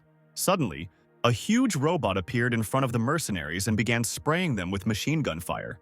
The commander was surprised to see the combat robot and ordered to open fire to kill. Immediately, the clang of bullets hitting the metal was heard. It seemed to the combat robot that the bullets of the mercenaries could not be bothered. The system informed Stan that he had 27% of ammunition left, and in addition, one sensor was not working. The robot was damaged and required repair. The guy realized that his mechanism would no longer last, but he must end his pursuers here and now. The commander, seeing that the robot had stopped, thought that their attacks had worked, so he ordered the squad to continue shooting. The Leopard noticed that this robot had turned the attention of the mercenaries to itself, so now they have an excellent chance to catch the guy. But Stan had a plan for this case. The system window lit up red and reported that the guy had launched the self-destruct system. The hero hid behind the container and covered his head with his hands. The robot stopped functioning, the mercenaries ran closer, but suddenly they noticed that something was wrong with it. There was a loud explosion that shook the entire area and scattered the mercenaries in different directions. The Leopard fell to the ground. He was shocked that Stan blew up the robot right in the city. Meanwhile, the man in the black car who was watching the battle began to swear. After all, his superiors requested a secret operation. Now it will be on all the front pages of the news. He needs to quickly get out of here. A few minutes later, the 13th Division was already on the spot. Having heard the explosion, one of the commanders ordered everyone to lie down on the ground and surrender. The surviving bandits raised their hands. No one wanted to compete with the 13th Division. The Leopard was shocked that they came here. Stan couldn't tell the truth about his head then. He ordered the servants to give him a laptop, typed in the guy's name on the internet, and saw that there was a 1 million reward on his head and that he was wanted by the embryo organization for desertion. The laptop fell out of the bandit's hands. He couldn't believe his eyes. At that moment, the Leopard decided that enough was enough. He went out with his bandits and voluntarily surrendered. The detachment handcuffed them and led everyone into the car. One of the divisions saw the mercenary commander pick up his soldier and ordered him not to move. Stan thought that his entire operation would be pointless if the 13th Division stole his skills after learning about them from the remaining mercenary. Therefore, he fired beams of energy at the commander. This shot was his last. The squad soldier shouted for the guy to raise his hands up and surrender. Stan did just that because his mission was already completed. The system reported that the guy received 10,000 points, and he also fulfilled a secret condition: kill all 6 attackers. For this, he receives a skill increase card. Stan was taken for interrogation to the headquarters of the 13th Division. Carl introduced himself. He said that he was an intelligence officer of the National Strategic Defense Division of the Star Dragon, and this was not the first time they had met the guy. Stan replied that he remembered him. This is the same guy with deep pockets. The second man with glasses ordered the guy to stop joking because they were under interrogation. The man with glasses wanted to know why Embryo announced a reward of $1 million on the hero's head. If he doesn't know, then let him tell all the information he has. Stan said that he is not afraid of the terrible uncle. If they want him to cooperate with them, then they should first show a little respect and let him talk to someone more competent. Stan looked at the two men and said that the two of them were incompetent. The man watching the interrogation took the microphone in his hand and said that he was the head of intelligence, and now he would talk to the guy. Stan agreed, and the interrogation began. The boss asked whether the offender was a member of the Embryon organization. The hero replied that he was. Then he was asked what position he held. Stan replied that he was a logistician studying mechanical weapons. The embryo would never have appointed $1 million for a logistician. "Don't lie to us, we have a lot of ways to make you talk," the intelligence chief shouted. Stan smiled and uttered an incomprehensible phrase. He said, "Message log, June 4th, galactic calendar. Year 687, signal location, planet Aquaria, destination, 8th base of the dark star planet. Message contents, top secret." Hearing this message, the intelligence chief froze in place. The man with glasses and Carl looked at each other. They did not understand anything of what Stan said. After a silent pause, the boss took the microphone in his hands and asked the guy if he was sure of his words. Stan replied that if he had not seen the message with his own eyes, he would not have known about the dark star. But in fact, according to the game settings, the interstellar powers of the planet Aquaria are still a big secret. The interstellar forces that came into contact with the advanced civilization of Aquaria are called Cadolas. The Dark Star was originally part of Cadolas, but then fought off them and now they are at enmity. If the embryo makes contact with the Dark Star, things will be bad for the Six Nations, so Stan can quickly capture the Star Dragon's attention if he simply mentions this magazine. The guy asked the boss if they could now move on to discussing their cooperation, and the man answered him in the affirmative. After some time, Stan noted 3 secret embryo bases in the Star Dragon, calling this tip a sign of respect for their cooperation. "Do you only know about 3? The boss asked, and the guy replied that this is of course not true. He will wait until they check this information and then discuss the rest.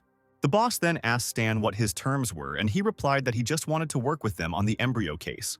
The man said that he had to report their conversation to his superiors, so the guy would have to stay here.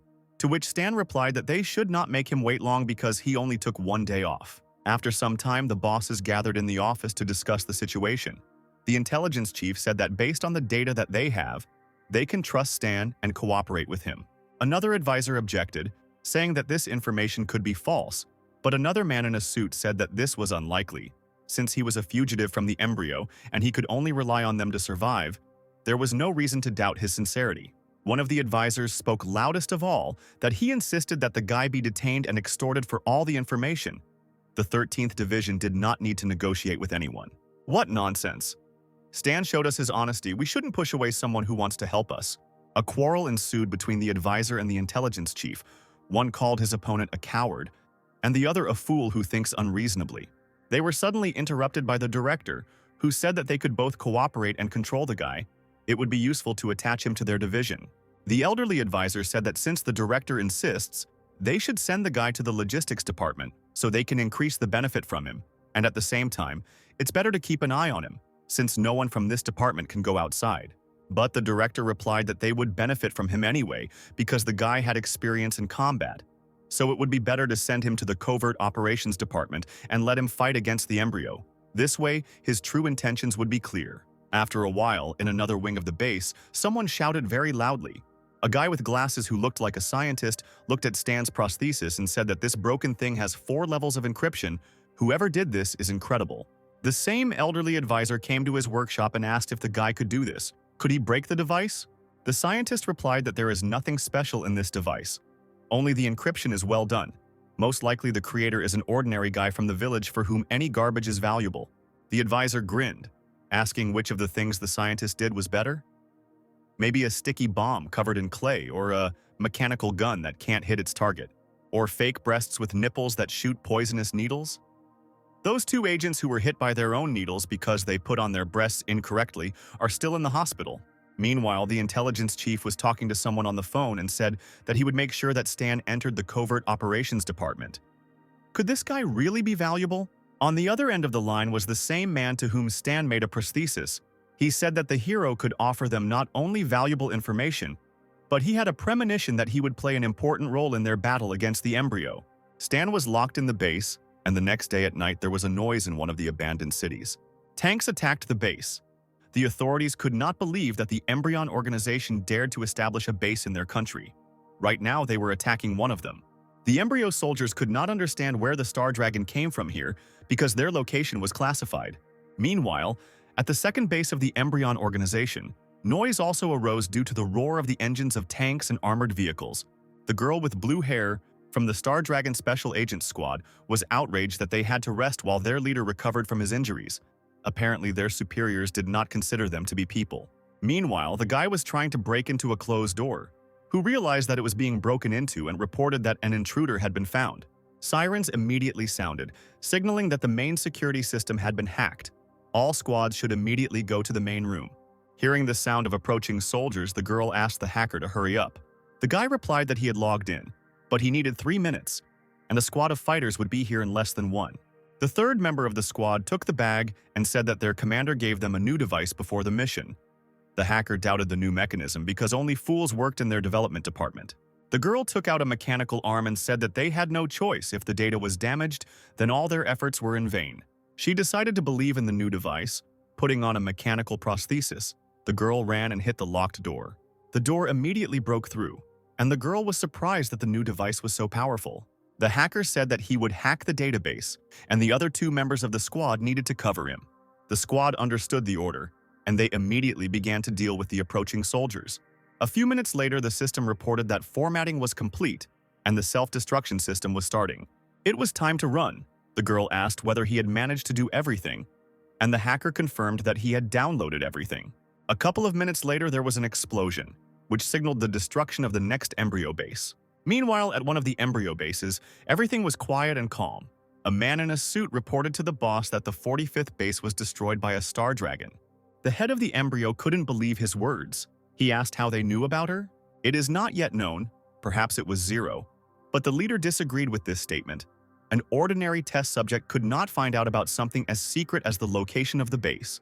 After dispatching the servant, the man placed his finger on a button that said it recognized the identity and would connect him to a personal line.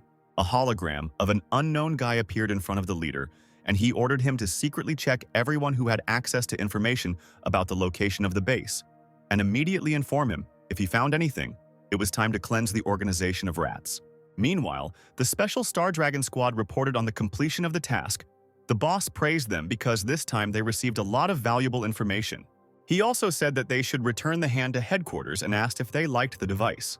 The girl with shining eyes answered with enthusiasm that thanks to her, they were able to evacuate easily. She wanted to know what kind of genius made her. But, unfortunately, the man could not tell this. Then the girl asked if they would get it again, and he replied that it all depended on his superiors. Meanwhile, in the workshop where Stan once studied, one girl could not find a place for herself. Alice was worried that Stan had disappeared 3 days ago. Her grandfather advised her to be optimistic. Maybe he had died. Tears appeared in her eyes, and she asked her grandfather to do a favor for her granddaughter and ask someone to help find him. Lou replied that when she stole his books, she didn't even think about the fact that he was her grandfather. If so, then I think I should sell all your wine that you hide under the floor in your bedroom. What are you talking about? Do you think your grandfather is so petty? If you just want to find him, then rely on me. After some time, the phone rang in the office of a man with a prosthetic arm. Old man asked what the guy is doing now. The man replied that everything was fine. He just wanted to work with them, that's all. Okay, send him back or my granddaughter will destroy my wine collection. The man replied that he couldn't because the rules don't allow it. But Lou reminded him that he makes the rules himself and let him send Stan back because he owes him for the last time. Closer to night, a tinted black car drove up to the workshop. The door opened and Stan calmly came out and headed into the workshop. At that same second, the formidable Alice pounced on him and asked where he was. They were actually very worried about him. You're not from this country. Something could have happened to you. We were about to call the police. Where the hell did you go? Stan got a little nervous and said he was just out for a walk. Alice grabbed him by the ear and asked if he could come up with a better excuse. The guy replied that he thought this excuse was not bad. Suddenly, Alice calmed down and said that she saw the news on TV yesterday about the shootout at the landfill. She was worried that something had happened to Stan. Stan was surprised that the girl was worried about him. He still needed to call her. Suddenly, their conversation was interrupted by the grandfather, who said that he thought that the guy would not return alive. It was a pity that he returned. Alice turned to Stan and said that she would buy him a phone so that they could always be in touch. But Stan suddenly took the phone out of his pocket and said that he already had it. Grandfather, looking at the device, said that it was a phone with a code from the 13th Division and asked if the guy had joined them. Stan replied that he was a very important suspect. The 13th Division gave it to him to track and contact him, so he must carry this phone around the clock. The old man grabbed the guy and said that he was a fool. The 13th Division would not have told him if they wanted to follow. There was no escape from joining the 13th Division, and he needed to leave urgently. But maybe Stan will still consider staying here because he's interested in his granddaughter? Alice immediately became embarrassed and shouted that they had understood everything wrong. Old man Lou told Stan that he doesn't understand much about the feelings of young people. Not that Alice is a little girl, but the guy needs to try because Grandpa still wants to hold his great-grandchildren in his arms. Listening to these words, the sweet beauty burned with shame. He walked away, leaving them alone. A silent pause and awkwardness reigning in the air. Stan decided to break the silence first and said that her girlfriend was just joking. He just misunderstood everything. Alice raised her eyes and looked embarrassed at Stan, who looked away. Then she turned around and said that if the guy says so, then so it is. After these words, she left. A few minutes later in his room, Stan was thinking about the fact that most likely he said the wrong thing, and in general, these old people who want grandchildren are so scary. Suddenly, he received a message from the system which he decided to check immediately. The system reported that the destruction of the embryo was completed at 2%. It seems that it was not in vain that he provided the report to the 13th Division. Also, apparently, the connection to intelligence was recognized by the system as indirect penetration. It was better for Stan to fight the organization himself. He knew that the embryo was definitely strengthening his powers, so he needed to take risks to get new drawings and improve his equipment. The next day, after conducting several experiments, he successfully fused and invented huge exploding bullets. The guy decided that this would be enough, but this is an entry-level weapon, so you shouldn't rely heavily on it. At that moment, the same Black Division car drove up to the workshop and honked its horn. Stan turned around when he heard the sound of the car and immediately recognized it as the 13th Division. Going out into the street, he asked a man he already knew why they were here. He said that the report he provided had been verified. Now the division believed the guy's sincerity and was ready to cooperate. The authorities decided to accept Stan into the 13th Division.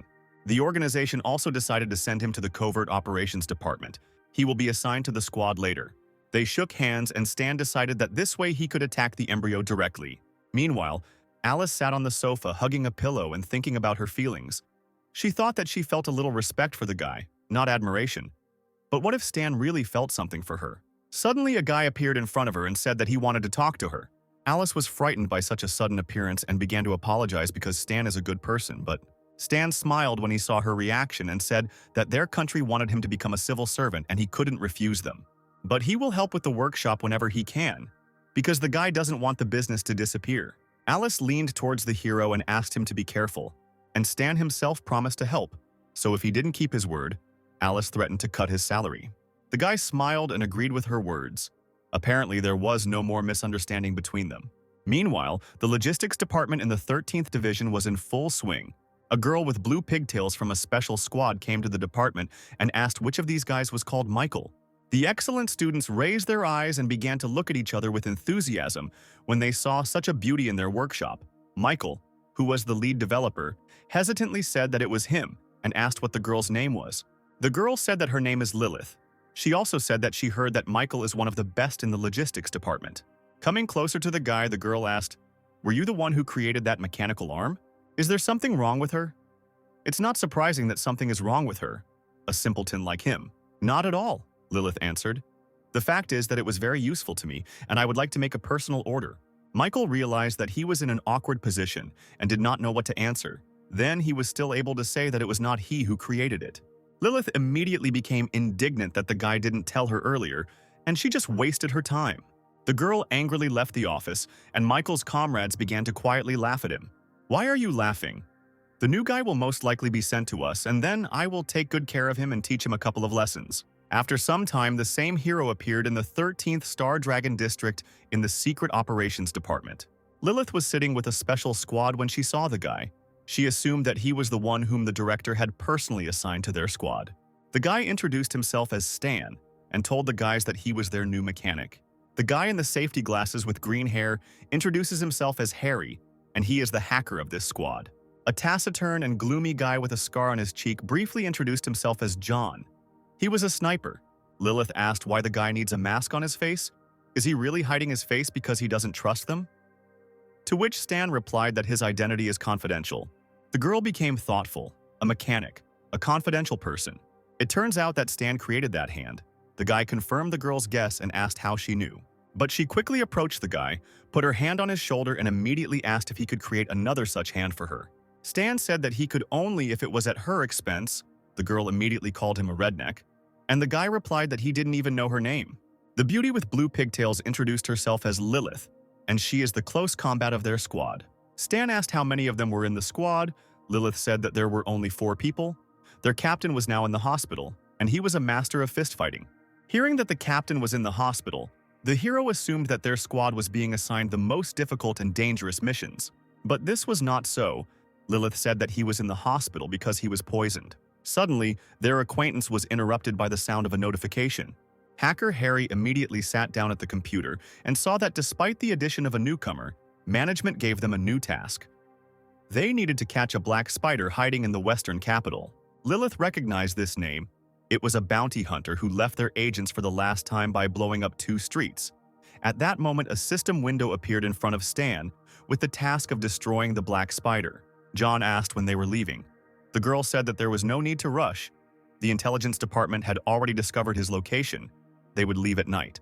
The detachment went to rest, and closer to night, they arrived at the place indicated by reconnaissance. Harry told Stan that since this was his first task, he would monitor the area. The guy would be the eyes and ears of the squad. His task was to report all the information he received. The hero understood his task. It should be easy, but he wanted to kill monsters. The operation began. The squad went to take their positions, and Stan watched the situation. Sniper John pointed his rifle at the building. Lilith, ready for battle, said that the building ahead was the hideout of a black spider. He is on the 3rd floor and is most likely very careful, not making a sound. But suddenly Stan said that there was no need for caution because the black spider had already discovered them. Lilith was surprised and asked the guy how he knew this. Meanwhile, a dark figure of a man appeared above the special squad, standing on the roof of the house and watching them. At this moment, fire was immediately opened on the squad, but they were successfully able to evade. Lilith confirmed Stan's words. Now she sees that they really found them. A squad of men in masks and bulletproof vests ran towards them. All of them were armed with machine guns. Harry panicked. For some reason, the information from intelligence turned out to be false.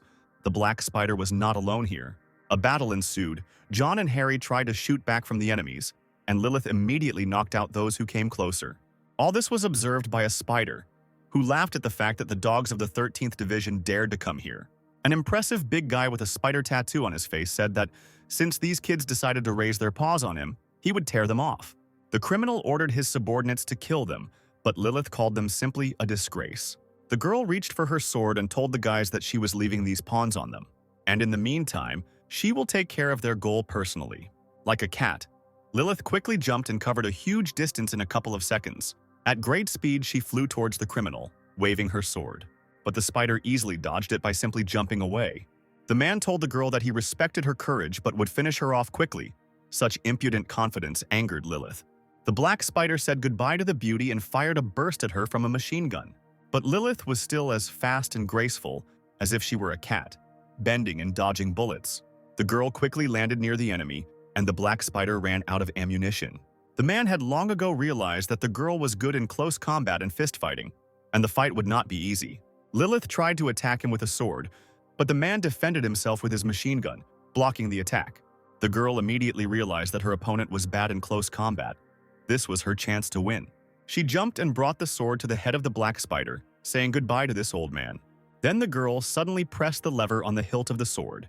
The blade immediately lengthened and cut straight into the man's neck. He fell to his knees holding his neck. The criminal could not believe that this knife had become longer, but he suddenly laughed and said that this was not enough to kill him. Saying that she could not kill him, the black spider began to choke on its own blood, which was gushing from its neck. Ultimately, he fell dead, and Lilith told Stan that he had made an excellent blade for her. However, Stan advised the girl not to let her guard down because the black spider was still alive. It can't be, he's definitely dead. Look at his face, there's not a drop of life in his eyes. He is a Superman, and his strength is not so simple. Take off the mask from defeated enemies, and you will see everything for yourself. Lilith returned to the squad, which was looking at the cut and killed black spider fighters. The girl began to mock. Newbie, I understand you want to prove yourself, but I know everything better than you. However, John was cautious, and therefore decided to follow Stan's advice and check everything himself. Taking off the mask, he saw the mark of a black spider on a man. But was it really a man? John immediately fired a sniper rifle at the corpse. Stan told the guys to rip their heads off as quickly as possible. They began to take off their masks and realized in horror that all these people who were attacking them had no faces. Stan continued to monitor the situation with the help of drones. He directed the squad, protecting them from danger. The guy gave out instructions. One dead man clockwise, tear off his head, the second at 4 o'clock. The squad continued to destroy the monsters by shooting them in the heads or tearing them off. This is the only way to defeat unknown creatures. In the end, they killed all but one. John asked what to do with him, and Stan sharply shouted that they should not kill him. A zombie-like monster ran towards them, and the hero told the fighters to break his arms and legs. The creature with the spider tattoo said that they couldn't kill him. It wasn't worth wasting their time and energy. But suddenly John grabbed him and began to twist him. The black spider did not understand how they guessed about his strength. This was parasitic copying. Once in a certain period of time, the spider can create copies without faces. Clones follow it within a fixed radius, and it can endlessly reincarnate into nearby clones. There are only 10 here, and he hid the rest all over the world. The Black Spider couldn't believe it. He asked who this guy was and what he knew about his ability. But Stan didn't listen to him. He looked at the system that gave him 4,000 points just for catching a spider. The guy was disappointed with such a small number of points. The heroes successfully completed the mission and returned home. Stan was released to the workshop to his girlfriend. Alice thanked the guy for expanding her workshop. Very soon, she would be able to use the new premises. Stan was happy that he received many orders from agents for a retractable knife after advertising Lilith. At this rate, he would soon be rich. Meanwhile, in the Star Dragon, one of the bosses was very dissatisfied. The man was furious that Stan wouldn't give them his blueprints. The advisor suggested a solution to this problem. You just need to find someone who will sell this retractable knife, and they themselves can copy its drawing. The authorities decided to do so, and the next day sent a messenger to the Secret Service Department. A friendly guy asked the guys to sell him one of the knives that Stan made. The formidable Lilith said that the guy might not even dream about it. Everyone knows that even if they just copy the drawing, they can't do that to people. After these words, the people from the secret department turned around and began to leave. The messenger begged them to stop. They can't do it themselves, they want to steal it. They'd be ashamed. We won't sell it at any price. However, there was a man for whom money was more important than principles. He took out a knife and asked the messenger if this was the thing he needed. The guy asked to name the price, and the seller asked for $30,000. All the other employees looked at the scoundrel disapprovingly. The price was too high, but the messenger was ready to buy a knife for any money. So they shook hands and the deal was a success. After some time, the advisor brought a knife to Michael and asked if he could make exactly the same one. He replied that the work was done roughly and there was no code. He could easily recreate the drawing. The advisor promised that if the guy succeeded, he would no longer have to serve in this department. He would be promoted to the Research and Development Department. This offer suited Michael. Meanwhile, Stan was relaxing in the workshop when suddenly he received a phone call. In what sense have all the agents canceled their orders? How did this happen? Just recently, everyone needed the guy's knife. Lilith, on the other end of the line, said with dissatisfaction that the development department had copied his drawing and was going to do mass production. Stan looked at the knives that he had already made. He was angry at the bosses for treating him like this. If so, let them not blame him for his rudeness now. The next day, the guy came to the clandestine weapons company. They assessed his product and asked if he could supply it on an ongoing basis. But Stan had another offer. He brought 1,000 knives and offered to sell each for $5,000, and he also wants to sell his drawing. Its price will be $1 million. The aristocrat in the chair was very interested. He asked the guy if he could give up the price, and Stan refused. Then the aristocrat agreed. Towards evening, one of the bosses reported that the development department had confirmed its report, and now the drawing of the retractable knife belonged to the director. The director bowed down and told the guy not to rejoice too early. The man thought that these words were said because the director was worried about Stan's reaction. But the guy does not intend to join the 13th Division. He will not do anything to them. Do you really think so? The director said and began to take out an envelope from under the folders. Well, of course I think so, the head of research answered and began to gradually doubt his answers. Is that why you took advantage of your opportunities and resold weapons to the division? I'm extremely disappointed with you, the director said and handed him the envelope with the report. After this moment, checks began at the research headquarters. The entire department was buzzing. Everyone was alarmed. The workers discussed the recent inspections of the research director. They said that he was illegally resell weapons. The second worker did not believe this and said that most likely it was Stan who framed the director. Apparently, the guy gained the support of the top. After these words, the guys fell silent because Stan himself was coming here. He walked with the director, who was very friendly with him. The employees did not understand why even the executive director was so polite to him. Meanwhile, the director took the guy into the office to introduce him to someone. When the guy saw who called him, he was slightly surprised. This was the same man for whom he made a prosthesis in the workshop. The old man asked if the guy was surprised by such a meeting. But Stan initially knew who this old man was, so it was time for acting.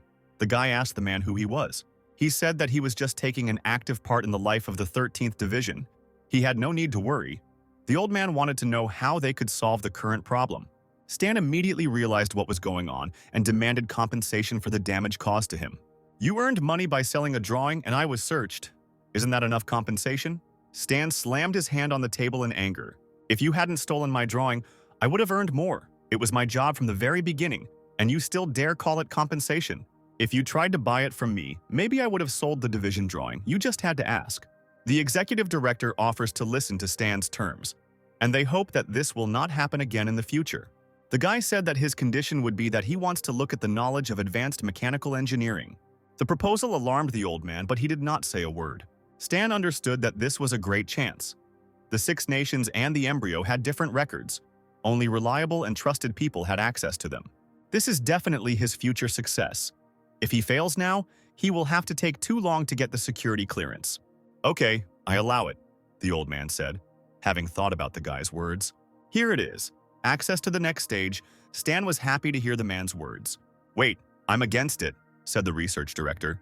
Advanced knowledge requires level 5 clearance. It's against the rules. He just wants to look at them. Give him 1 hour, during which time nothing will happen to them. This is how their dispute was resolved, and soon the guy was sent to the underground headquarters of the 13th Division. Stan, along with the old man and the executive director, stood at the entrance. Before entering, the director said that he had to read out the rules. The surveillance is carried out around the clock. The guy doesn't even have to try to do anything. The entrance will automatically close in an hour. But this was enough because Stan only needed to look for a couple of minutes in order to learn. The doors opened and the guy walked up to a huge computer. After digging through the system, he found advanced weapon knowledge. The Star Dragon only has 1 advanced material, but it is very good. The system reported that advanced knowledge and synthesis of advanced material had been discovered and offered to study 2 talents. Stan confirmed the study, and the system said that we need to wait a little. A couple of minutes later, she reported success. The advanced mission was completed, and now the guy can choose one of 3 options: Cannon Master, Mechanic, Mechanical Fighter. The guy, of course, chose a mechanic because in his past life he was the best. At that moment, the hero felt his whole body filled with energy. The director didn't understand why the guy smiled so much when reading knowledge about mechanics. The system, meanwhile, reported that the guy's energy attribute had changed to magnetism. A new specialization had been learned. Geometric thinking and new skills had been acquired. Energy training technique, immediate mechanical proximity, gliding, and titanium alloy. Now Stan's rank was Class E, superhuman. He had finally taken a step towards his superiority, but don't get too arrogant because he still has a long way to go. The next day, the guy returned to his home workshop. After increasing the level, his aura began to emit magnetism, which is quite unusual for the mechanic class. Aura is the basis of superhumans. After learning the techniques of pumping up the aura, his strength will begin to grow unusually quickly. It's a pity that training requires experience and stamina points, and since he also needs to make weapons, he will be able to train twice a day. Suddenly, his phone vibrated. The guy took it in his hands and saw that Lilith said that the captain had been discharged from the hospital and he was asking everyone to get together. The next day, the hero went to the Star Dragon Secret Service Department. The scoundrel who sold the knife told his colleagues that Stan said he would no longer sell him his weapons. Well, just think. He is just a pathetic mechanic. If a man really needs developments, he will pay someone to resell them to him. But suddenly his colleagues turned away from him, pretending that they were working. The guy did not understand their reaction. But it was all because Stan walked past them. A few minutes later, the guy came into the room where their squad was gathering. Lilith was already waiting for him inside. A pumped-up man with red hair and a gloomy face asked the guy if he was the newbie. Harry said that this is their captain. In general, they only hire new people if the captain agrees. But the authorities took care of Stan's candidacy, since the captain was then recovering, so he might be a little surly. The man took the Mandarin in his hand and said that he had not introduced himself. He was the captain of a special squad, and his name was Wei. Stan thought it was a strange name because it was very popular in China, and people often joked that if he was called that, it meant his parents didn't care about him. The captain continued, "Including you, we will be 5 people on the team. You will deal with logistics and supplies. I will be honest, you have no experience, and I do not believe in your abilities. I will remember all your instructions, and if you do not live up to my expectations, no matter who makes a mistake because of them, I will immediately throw you out of here." Did he really think that you can get everything for money? You can now even get into the Secret Service Department through acquaintances? No one thinks about the safety of his subordinates at all. The sullen captain left, and Stan was upset that he was simply perceived as a person with a bunch of connections. Suddenly, a notification came on the laptop and Harry noticed it. He sat down to check what was there, and said that they had an urgent mission. The authorities wanted them to leave immediately. The captain asked what had happened, and Harry said that a squad of the division had been ambushed while preparing to launch a surprise attack on Embryo's base, and they were being asked to provide immediate support. Harry will tell you about the rest of the details on the plane, but now it's time to move out. Suddenly, the commander ordered Harry to take care of the rear, and Stan would have to learn from him since he was still a newbie. Change is difficult to deal with, so the guy will have to fight for his place in the sun to become useful. Stan only indifferently said that he understood the order, which surprised Harry. The squad walked forward, but suddenly Stan put his hand on Lilith's shoulder and asked them to stop.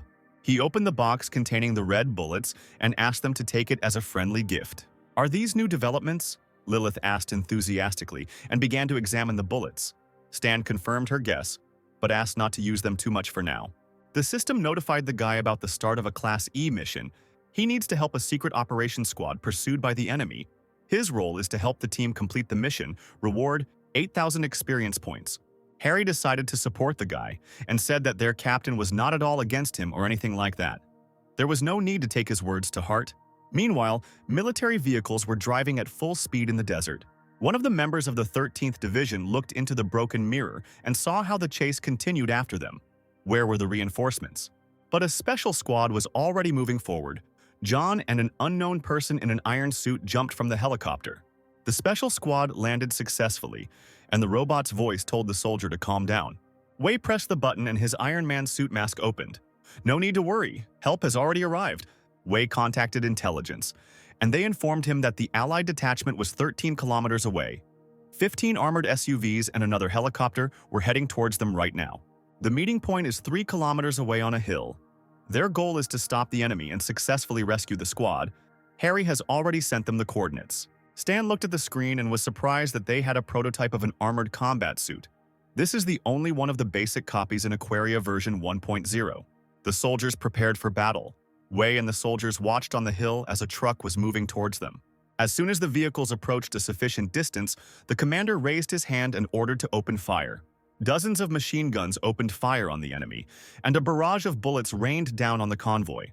The commander did not stand aside. Putting on his helmet, he took a heavy machine gun and also opened fire. John, using his armor-piercing sniper rifle, aimed at the tires of the trucks to immobilize them. The convoy of black cars that were pursuing the friendly truck began to slow down and stop. A barrage of fire helped the truck break away from the pursuit. The soldier sitting behind the wheel looked in the mirror and saw the enemy moving away. He was glad that the detachment had arrived on time. Having approached our special detachment of fighters, the soldier looked out of the truck and said that there were too many opponents and they needed to retreat urgently. At that same second, the fighters heard the noise of the helicopter blades approaching them. Wei raised his head into the sky and saw an unfamiliar girl with red hair sitting in the helicopter. Instantly, a furious attack fell on the squad. The commander jumped to the truck and shouted to the soldiers, "Take cover!" By somersaults, he tried to dodge an attack that looked like tongues of furious flame. The fighters of the special squad managed to hide behind the cars, but the soldiers were less fortunate. They were subjected to a psychological attack, and at that moment Wei realized that they were being attacked by superhumans. It was Hell. She used her power to attack. Tongues of flame enveloped her body, and she had a mark like a snake on her forehead. Harry was shocked by what he saw, but Stan immediately recognized the girl and snatched the headphones from his friend. Having assumed command, he said that the girl was the combat commander of the Embryo Detachment. "You need to retreat immediately." Wei was surprised when he heard Stan's voice and did not understand what the guy was doing and why he took command over himself. However, he looked at the soldiers of his squad and was surprised how they immediately obeyed the guy's order. But Hell was not going to just let the witnesses go and was already approaching the fighters. The commander of the combat squad was too fast and her first target was Lilith. Hell immediately tried to attack her with her foot, but the girl blocked with her hands and defended herself. Lilith then tried to counterattack by raising her leg in the air and pointing it towards the enemy. However, Hell was not simple, she deftly dodged. Lilith was surprised that this girl was so good at fist-fighting. But before she had time to come to her senses, Hell immediately attacked her in the face, breaking her lip with the help of her power, which enveloped her fist. Coughing up blood, Lilith thought that the difference between them was too great. Even close combat would not give her a big advantage and she would lose in any case. Hell, meanwhile, was preparing a new attack for her rival, gathering a scarlet aura in her hand. The psychic attack hit Lilith without any problems, and she fell exhausted to the ground. With difficulty getting up from her knees, Lilith prayed to Stan that he would quickly come up with something, otherwise they would end. Stan told Lilith to look for an opportunity to use her mechanical arm, and when the enemy briefly opened up, John should shoot Hell. The fighting beauty followed the guy's order and took out a device from her pocket that activated a mechanical arm. John, meanwhile, knelt down. loaded his rifle and prepared to attack. He held Hell's face at gunpoint and was ready to shoot at any moment. The main thing was to wait for that moment. Hell saw a familiar mechanical hand and stopped for a second. Lilith took advantage of this moment and attacked her. The force of the blow was high, but Hell had difficulty trying to restrain this device. Then she asked Lilith what kind of relationship she had with Zero. Zero? Who is Zero? Lilith asked her. John considered this moment the most successful and pulled the trigger. A shot rang out, and Hell tried to react to the sudden attack by creating a scarlet shield around herself. Realizing that the sniper was targeting her spot, she immediately flew away to a safe distance. Hell analyzed the situation and held onto her hand, which was nevertheless hit by a sniper's bullet. Stan immediately ordered Wei to take Lilith and run, to take advantage of the enemy's retreat. The commander in the iron suit understood the order and ran towards the girl. Lilith could barely stand on her feet. Wei picked her up and put her on his back to save her. The soldier who was in the very truck that they had to save shouted to the squad to get into their car. While the squad climbed into the transport, Wei thought that the enemy's vehicles were slower than theirs, and besides, the superhumans were injured. Now they would not be able to pursue them. If the whole squad can reach the plane, then consider the mission successfully completed. When they were in the car, Wei took off his helmet and breathed a sigh of relief. The worst was over. But they forgot about something and Stan radioed for them to look up. The enemies still have a helicopter that is chasing them and can destroy the car at any moment. The helicopter was directly above the car, which was trying to leave at maximum speed. At that moment, the air transport attacked the enemy, firing 2 missiles at the truck. The large vehicle was unable to evade the attack, and the explosive force of the missiles threw its rear end into the air. Trying to hold on to something, Wei shouted at John to shoot them quickly. The sniper replied that he had run out of armored bullets, and ordinary cartridges would not be able to penetrate the target. The helicopter is already targeting the truck. Are they really all going to die here? But then they were interrupted by Stan, who asked if they had forgotten about his gift. Indeed, before the mission, he gave them a box with red cartridges. The squad remembered them and opened it. Having loaded the cartridges into the clip, John decided to try them on a helicopter. The muzzle of John's sniper rifle came out of the truck window and he took aim at the enemy. One armor-piercing shot and the helicopter circling above them immediately began to sparkle. The air transport instantly caught fire, and no longer posing a threat to the fighters began to move away. The soldier who was driving was surprised that the enemies got scared and ran away. Harry said that their plane was already in place, and John, meanwhile, asked into the radio what kind of bullets were they that could even penetrate an armored helicopter. Where did Stan get them? But the guy didn't hear him. He looked at the system window, which reported that the task was successfully completed, and he received 8,000 experience points. Meanwhile, Hell, observing the downed helicopter, radioed that they were on the trail of Zero. The mission ended and our heroes calmly arrived at headquarters along with the rescued squad. Harry admired Stan's coolness. Thanks to him, this mission was completed easily. His admiration was interrupted by a cough from Wei, who wanted to say something. He began to apologize for doubting the guy's abilities. The commander extended his hand to him and told him that without Stan's command and new equipment, they would not have survived. So as the squad leader, he welcomed Stan into their ranks.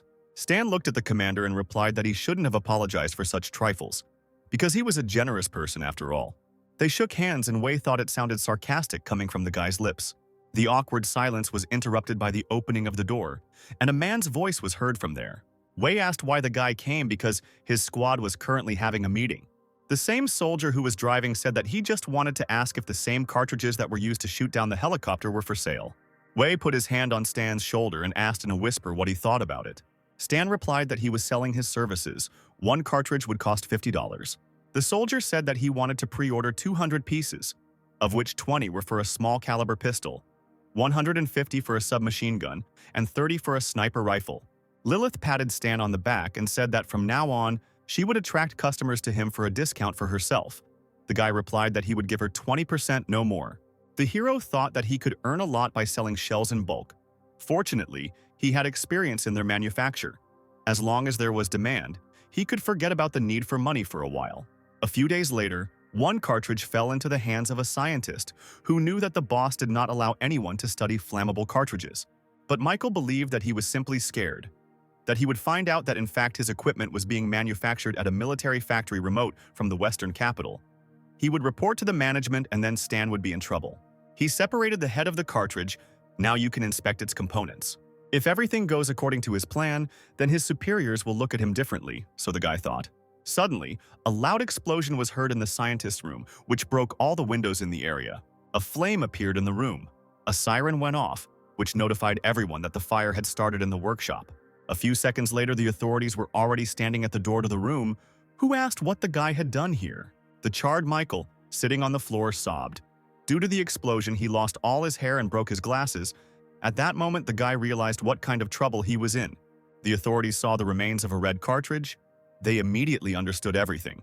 The guy dared to take up the study of flammable cartridges. The director demanded an explanation from the head of research, who replied that he knew nothing. The guy did not ask his permission. The man turned to bald Michael and asked if he had anything to say in his defense, but he just sobbed. The director looked at the guy in anger and said that he remembered him. Michael used to be in the logistics department. From today, he returns back to his department and is removed from his position. Meanwhile, a guy who once sold a knife to his superiors and framed Stan came into the special squad room. He asked if they would sell him cartridges. Lilith replied that Stan had blacklisted him and didn't want to have anything to do with him and didn't need an apology either. Then the guy decided to contact other employees, asking them for cartridges. He asked to resell them and offered $200 apiece. But his comrades waved him off and said that they would not sell him cartridges. Another employee said that selling him cartridges would be tantamount to insulting Stan, which is not worth any money, because who knows how many inventions he has hidden there. Realizing that he had acted stupidly by selling that knife then, the man was upset. A few days later, a burnt bald Michael returned to the logistics department with his things, while his colleagues made fun of him as he walked to his desk. The scientist was upset that he had lost his hair and good skin at such a young age. Meanwhile, a conversation was going on at one of the Embryon bases. The man said that the Star Dragon special agent had a power arm like Zero, and they also destroyed their secret base. Only Zero could give them the secret location, but he did not have that much authority to gain access to this kind of confidential information. The head of the organization looked at the hologram of Stan, where he says that he will destroy them all, and he was filled with rage. He wanted to know who this guy really is. He ordered to convey his order to recruit new recruits. Then he needs to send them to the Star Dragon so that they watch Zero. If they find a clue, then let them tell Alberto about it. Meanwhile, a black car drove up to the workshop where Stan was spending the night. The man reported to the guy that the embryo scouts located in the western capital had begun to act. They were looking for Stan and seemed to know that he was working for the Star Dragon. Stan answered the man that he had already guessed about it. The man told him not to worry because there would be guards nearby around the clock. He was already ready to drive away when Stan asked to help him get 2 Silent Eagle pistols from their warehouse. The man agreed. As Stan watched the car drive away, he thought that the embryo had finally appeared and he needed to get ready. He returned home and started work the next morning. Stan sat at his desk and made new inventions that would help him in the fight against embryo. After spending several hours at work, the system informed him that he had made an excellent platinum alloy and received 3,000 experience points for it. Stan was delighted with the invention. It was of good quality, and they pay well for rare materials. After a few more hours, he made a folding saber from high-quality platinum. It acquired a new property: increased strength. Suddenly, the mechanic was interrupted by the phone. Stan picked it up and read a message that said that the issue of the Silent Eagle had been approved and he was left in the squad room. The hero finished the design and went to headquarters to pick up the gun. Lilith saw the updated version of the saber and asked to try it out. The first thing the girl did was cut the metal pillar next to her. Her admiration knew no bounds. The weapon was sharp like a razor. It was much better than the previous version. Stan, meanwhile, was testing the gun. He noticed that it had very high power. Lilith brought the knife to the mechanic and said that it was very difficult for her to part with it. She asked if he would bring it next time, and the hero replied that next time he would definitely take it. A little later, in the workshop, the guy thought that now he had enough weapons to cope with people from the organization. He sat on the bed and rested. The system window in front of him notified him that he had practiced the energy training technique and received 4 strength points. Exactly so many points were required before leveling up. At that moment, the hero felt a surge of strength in his body. Stan noted that, given the current dynamics of development, by the start of open testing, he will surpass the first group of players by a lot of levels. The system window said that the start of closed testing was planned. Its duration would be 12 days. This surprised Stan. Apparently, it will be held for a limited number of players a week before open testing. 1 day in reality is equal to 6 days in the game, which means, in terms of game time, there are more than 40 days left before the start. Is it possible that the game clock works differently while the service is disabled? Well, of course, with each version update, in reality a couple of days pass. But in the Star C universe, the time span is calculated in years. In this case, with each update I will have much more time for development than the players. Should we start worrying about life expectancy then? Suddenly, Stan's thoughts were interrupted by a system window that reported that the NPC functions were unlocked and the player forum was also unlocked. This surprised the guy. What do NPC functions mean? He tried to find information about this, but the player's forum might come in handy, so Stan decided to register on it. But the system generated an error saying that the player was not detected and registration was unsuccessful. The fact is that accounts can only be created with a unique identifier of the user's dive capsule. Apparently, registration will not work. Well then, when players appear here, you will need to find a way to gain access to read the forum. Stan went to bed. Meanwhile, in the real world, no one suspected his existence. An unknown guy was sitting in front of two monitors in a non-standard chair with wires. The system reported that the character's name was Donald. The normal settings were selected, character creation was completed, and he would soon appear in the beginner's area. The random selection of the birthplace was completed, and the guy who looked like an elf with red hair began to load. The village of Bighorn was chosen as the starting point for loading. A few minutes later, the guy opened his eyes and saw the light of the sun. The system reported that birth was taking place. You need to wait. In the thicket of the forest, a blue portal appeared, assembled from small blue particles. A few seconds later, a player named Donald appeared in this portal. And along with it, dozens of other portals appeared, from which other players made their way into the wonderful world. They went to the Bighorn village, which was the gathering place and was located in the Star Dragon. Players looked around the area and tried to figure out what to do here. Some tried to find clues in the newcomer village. Suddenly, the strangers were called by an old man who was slowly approaching them. The grandfather with the cane said that if they want to eat, then they should find a job, because they don't need idle people in the village. Donald looked at the old man, and the system window offered him 4 functions: inspect, bargain, talk, or kill. He chose to inspect. And the system reported that the old man was a local elder, medium level of danger. Grandfather said that the harvest needed to be harvested, and the sewing and weapons workshops in the south needed experienced specialists. A consignment of goods had just been delivered to the gate. They needed to be unloaded. So there was enough work for everyone. Donald realized that there are a lot of resources in the village of beginners. Closed testing will not last forever. If he wants to get ahead, he needs to quickly develop a start strategy. Explore as many places as possible and arrange yourself more advantageously so that you can then use this knowledge. Having found an axe in the thicket of the forest, the player sold it to a local merchant. After some time collecting all sorts of junk, Donald was able to buy a map of the area from the old man for $3,000. Opening the map, Donald realized that it depicted the territories of the Star Dragon Empire. The closest city to it was Trap Capital. He didn't really have a choice, and the player decided to go there to look around. After some time, he reached the Western Capital post, where a queue had already lined up. Meanwhile, Stan was sitting next to the post drinking soda. The hero watched those passing through the security post, and among them he noticed a player who was holding a card in his hands. It feels like someone is watching me, Donald thought, and began to look around. Looking around, he saw a strange guy who was marked as a mysterious stranger, and his name was highlighted in red. Having selected the inspection function, Donald saw that the NPC's name was Stan. But nothing was known about him except one thing: his danger level was fatal. This scared Donald. What does mortal danger mean? Shouldn't the starting town be safe? We need to get out of here quickly. Donald didn't want to die.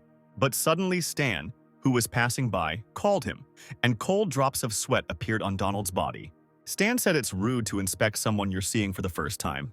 Donald took a fighting stance preparing for death and asked what the guy wanted from him. But Stan didn't want to fight. He said that he needed help and asked if the player had time for this.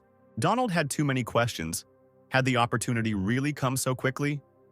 Who is this NPC? Will they give him a hidden mission? Has heaven chosen me? His thoughts were interrupted by Stan, who said that he needed a piece of bread and the guy should get it. At the same moment, a system window appeared in front of Donald, informing him that he had a new task. But why does a high-level NPC have such an easy task?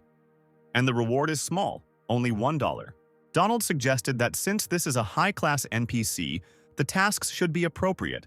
Probably it will be a chain of missions. After completing one task, he will give another.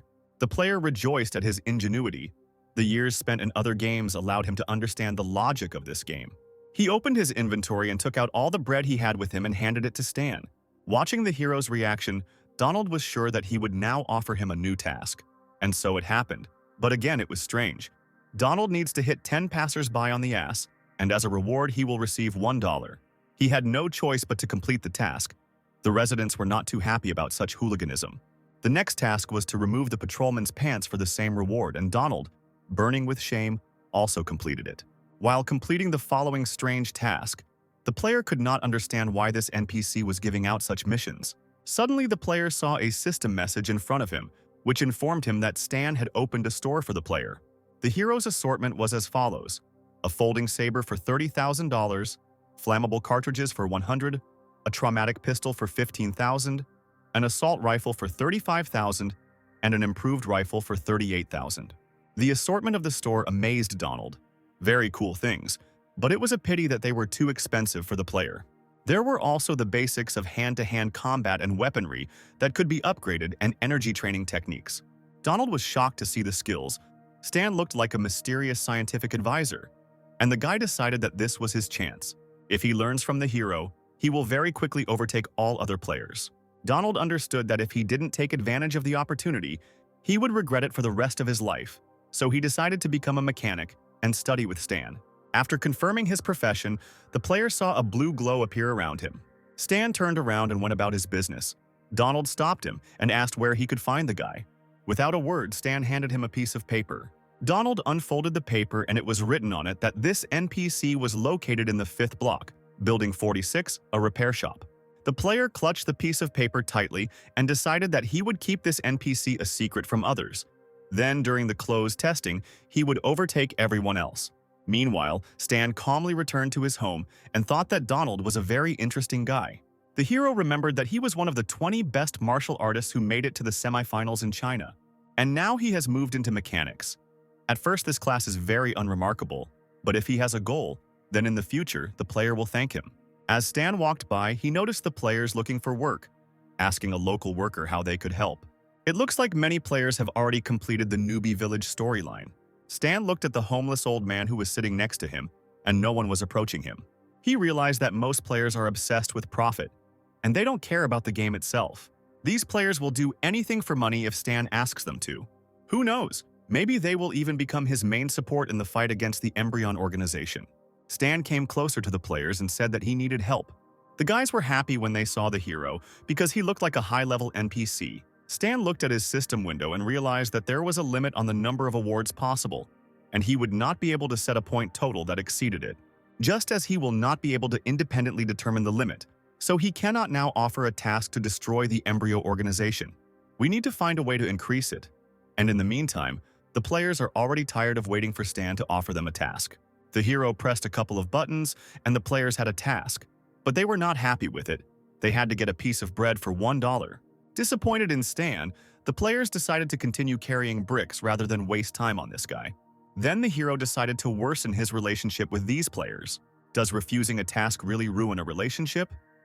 Such a stingy NPC, the players expressed dissatisfaction. After some time, there was a heated discussion in the workshop. Alice didn't understand why this guy was following Stan. She considered him a good person and asked the hero to give him a chance. Stan, meanwhile, told Donald to go outside and pretend to see seaweed swaying for 10 minutes. While Donald was completing the task, he read that the Kin of the Gods Guild pays well. And Stan, meanwhile, noticed that the guy went to read the forum. Donald then said that he would like to find Zero to make money. Having connected to the guy's system, Stan immediately began to look for any news about his identity, and among the pile of garbage he found one interesting one that said that the First Class B task had appeared in the game. I remember the First Class B assignment appeared after open testing. Why was it issued now? Having opened the news, the hero read that the first task of Class B was called Study of Zero. You need to provide any valuable information, and then each player will receive a monetary reward. My presence changed the course of the game, and although the players do not yet pose a threat to me, I should not let my guard down. It's lunchtime, where are you going? Alice asked. Stan told her that he urgently needed to go to the workshop. Disappointed, Alice replied that he does the same thing every day. Workaholism is a terrible thing. Stan sat in the workshop and tried to learn new drawings of mechanisms. Suddenly, a system window appeared in front of him, which informed him that he had provoked a new task. a sudden murder. A killer would soon come to the hero and he needed to survive at any cost. Grabbing the gun, the guy was surprised that this killer was able to escape from the supervision of the 13th Division. It's a pity old man Lou is not at home. Before you worry about players joining Embryo, you need to deal with the killer. Having dressed inconspicuously, Stan went outside. Alice remained in the workshop, so in theory she would be safe. The guy walked into a deserted nook, the best place for a surprise attack. The hero was followed by a mysterious figure in a cloak. Stan felt that someone was watching him and turned around. Suddenly, he saw a huge crow rushing straight towards him. The hero expected to see the killer behind him, but not a flying crow. Then a tight thread began to bind the guy while black crows flew around him. The thread grabbed Stan's throat. He tried to free himself and realized that his enemy was not so simple. While the hero was trying to free himself, a huge glowing cross appeared in front of him. Then the guy heard the sound of waves as if he were in the center of the sea. Stan was suspended by a rope on a cross, black crows were flying around him, and a huge watching eye appeared above the guy. Is this the reincarnation of Itachi? The guy realized that this was an illusion, and it felt like his opponent's level was the same as Hell's. The more he resisted, the tighter the rope tied him. Stan didn't understand how he could get out of the trap. Would it all end stupidly like that? But suddenly the hero heard an alert sound from the system. She said that the guy is under the influence of an illusion, and since his intelligence is above 50, he can resist these effects. Gathering his strength, Stan freed himself from the illusion, and the world created by his enemy shattered like glass.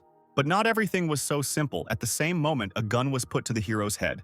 In front of him stood a blonde man with a revolver in a brown cloak and a large hat, who said goodbye to Zero. The man pulled the trigger, but Stan used a glancing shot and dodged the bullet. The killer did not understand how the guy was able to dodge the shot at such a close distance. It was clear from Stan's smile that he was now in control of the situation. The guy suddenly pulled out 2 pistols that were under his jacket. The hero began to shoot at the enemy, activating the overload skill to cause more damage. But the killer easily repelled the attack by creating a scarlet shield, exactly the same as Hell's. After analyzing the situation, the man realized that the guy was much stronger than the intelligence data said, which said that his strength was at the level of a special agent. The information turned out to be inaccurate, so the killer decided to retreat and rethink the capture plan. Forming a seal with his hands, he again tried to use the illusion on the hero. Zero stopped and saw the sun setting again, black crows appearing and a scarlet thread enveloping him. But his intelligence still exceeded 50 points, and the enemy apparently did not. So the guy easily got out of the illusion. He chased the killer along the road, loading his pistol with flammable ammunition. Turning around, the running man was surprised that the guy continued to chase him and easily got rid of the illusion. He couldn't understand what was happening, and at that moment Stan shot him. The killer again tried to hide from the bullets with his scarlet shield, but suddenly the shield cracked and caught fire. Stan said that he recognizes the strength of a man, but the same techniques will not work on him twice. The killer was defeated. His body burned out on the ground until employees of the 13th Department arrived. Carl jumped out of the car and apologized for being late. He asked if Stan was okay. "Does it look like I'm okay?" The guy answered and pointed to his bloody cheek. Carl bowed his head and asked for forgiveness, saying that it was his fault. But the hero reassured the fighter by saying that it was not his fault, because this man was an embryo officer and the best killer who always brought things to the end. Carl recognized from the description of this man whether it was Alberto, the best killer. Unperturbed, Stan confirmed the employee's words. "How were you able to defeat Alberto even after he suddenly attacked you? Are you really that strong?" Stan was indignant that they only now realized this and walked towards the car. Having completed a sudden task, he received a summon card for the character Alberto. The guy considered it a good gift from Embryo. A few seconds later, Carl joined the guy in the car. He got behind the wheel and said that he would first take him to the general headquarters to report the situation. But Stan said that if Alberto found him, then Embryo is aware of his location. Carl replied that this is inaccurate because intelligence hackers control the network and track any information about him. Messages that mention Stan do not go through. The hero turned to the man and asked if he was sure of his words. Alberto would not have acted without permission. He probably passed information about Stan to other spies in the capital, and they were already on a closed network, or they could personally leave the capital to report to their superiors. Hearing these words, the hero immediately pushed Carl out from behind the wheel, because right now he needs to grab them. At this rate, Embryo will soon find out where he is. Fastening his belt, Stan told the man to ask the authorities to urgently close off the city. Carl hit the glass and asked the guy not to rage because it was unknown who exactly the spy was. and it was not even clear who Stan was going to catch. But the hero did not listen to him and immediately pressed the pedal to the floor. The car pulled away abruptly, leaving Carl behind. The employee did not know that in fact Stan had long ago realized who the spy was.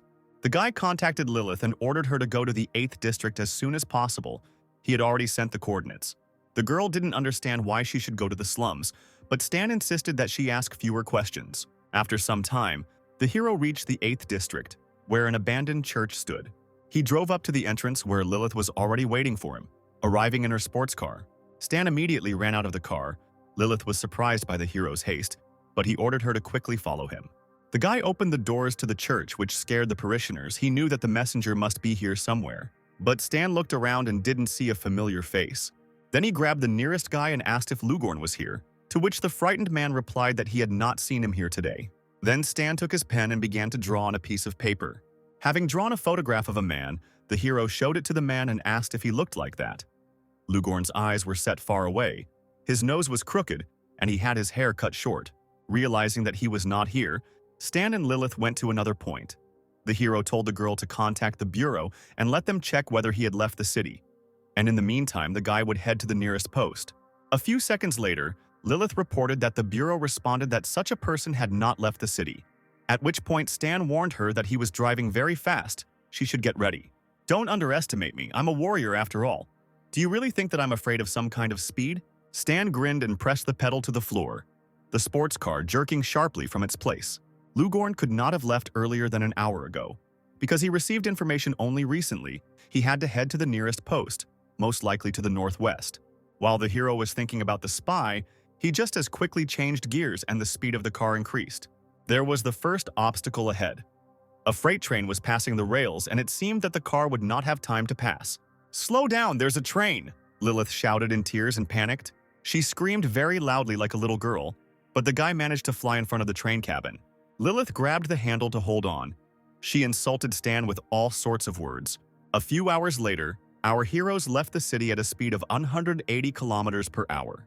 Meanwhile, the sun was setting over the northwestern post. People were outraged that they could not leave the city. They demanded to be released. The same person whom Stan had previously drawn panicked. Why was the post blocked? Did Alberto lose? One of the soldiers standing guard suddenly received a notification on his phone.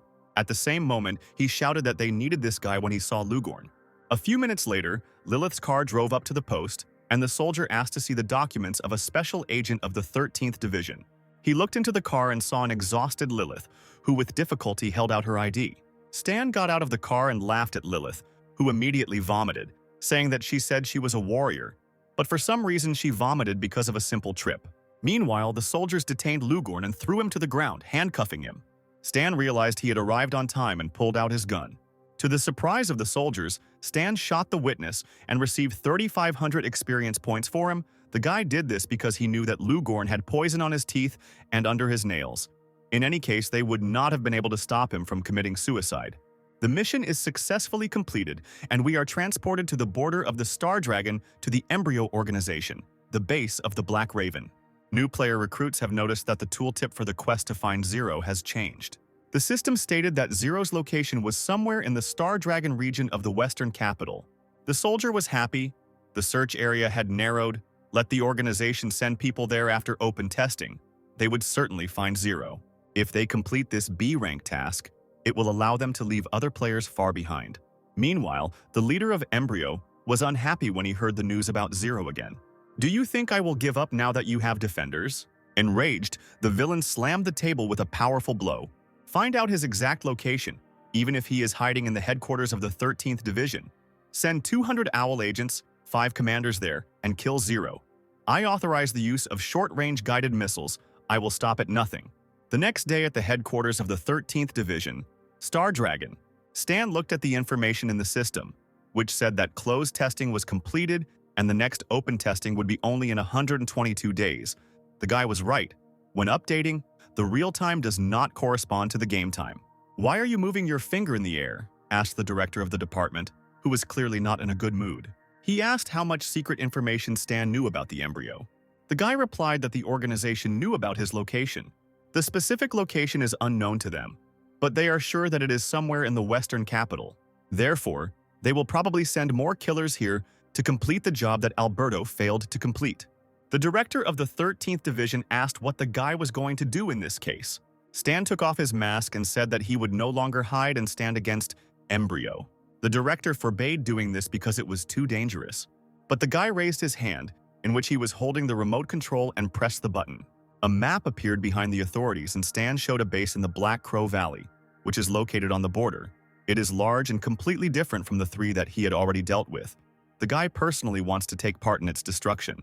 The director replied that this was madness because then Embryo would take advantage of the fact that the guy himself came into their hands. Stan smiled and said that he could create one thing that would change his appearance. The director's cheekbones ached from the guy's pathos, and he replied that he should do this thing first, and only then they would talk. After a short interrogation, the hero returned to his home, to his workshop. The guy understood that the majority of the Star Dragon's management would agree to attack the base in the Black Crow Valley. It is located quite close to the newcomer's loading point. By destroying it, the number of players who join the Embryo during open testing will decrease significantly. Passing by Old Man Lou's room, the guy noticed that he was at home now. This was a good moment. Entering the room, he timidly called the old man by name. Then the guy said that he wanted to borrow books on mechanics from the owner to read. The old man was lying on the sofa and drinking wine. He asked the hero why he needed these books. Looking at the old man's imperturbable face, Stan realized that it would not be easy to persuade him. He needed to come up with a worthy answer. But suddenly the old man just stood up and told the guy to follow him. Walking into the next room, Lou pointed to a shelf of books and said that they were here on the shelf. He allowed Stan to choose the books himself, but on the condition that he return them to their place and not spoil them. The guy thanked the old man, but he himself didn't understand why he was so accommodating today. When leaving, the old man thanked the guy and asked him not to tell Alice that Stan had taken the killer away from the workshop so that the girl would not get hurt. The guy began to study the books. As always, it was enough for him to simply flip through the pages to study all the knowledge on mechanics that was inside the book. After a couple of minutes, he finished and put the books back. All the mechanical skills went up in level. Now it's time to improve and create a new drawing. The system asked if the hero wanted to merge abilities, basic biochemistry, basic optics, basic materials science, and the basics of digital electronics. The guy agreed. Basic knowledge, covering 3 sections, has strict requirements for the level of knowledge. In addition, only a mechanic is able to carry out the fusion to obtain a drawing. And Stan succeeded in this. He invented a smart optical mask. The next day, he returned to the 13th Division, the secret department. Wei asked Harry if he had sent the report, and the guy replied that he had sent it a long time ago. Suddenly, someone knocked on their room. The director entered the room and turned to Stan. He had already said that it was dangerous for him to take part in the operation, and asked if he had created a thing that could change his appearance. The guy grinned and asked the director to wait here for a minute. He turned away and pressed the triangle located on his forehead. Just a couple of seconds and he was transformed. Stan turned to the guys and they were surprised at what they saw. His facial features changed and now he did not look like his former self. The hero asked if he could join them now. The director came closer to take a closer look. He also admitted that Stan now did not look like himself. The man smiled and said that this is a good thing that will be useful to them in production. Will Stan sell them the drawing? The guy waved it off, saying that it was an ordinary mask. Why do they need a drawing? After all, they can do this themselves.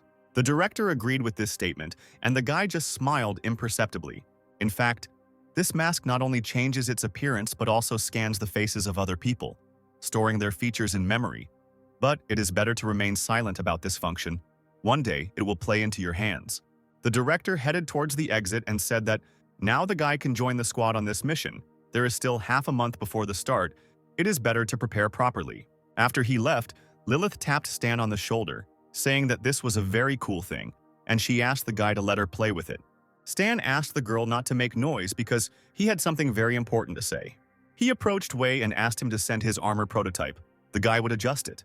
Hearing such a proposal, Wei immediately became happy and asked what he would do with his armor. Stan replied that he would first improve energy efficiency, adjust the power mode, make the armor lighter, add to the skeleton to make it easier to move, then check the tracking and fire control system so that his long-range weapons would have homing.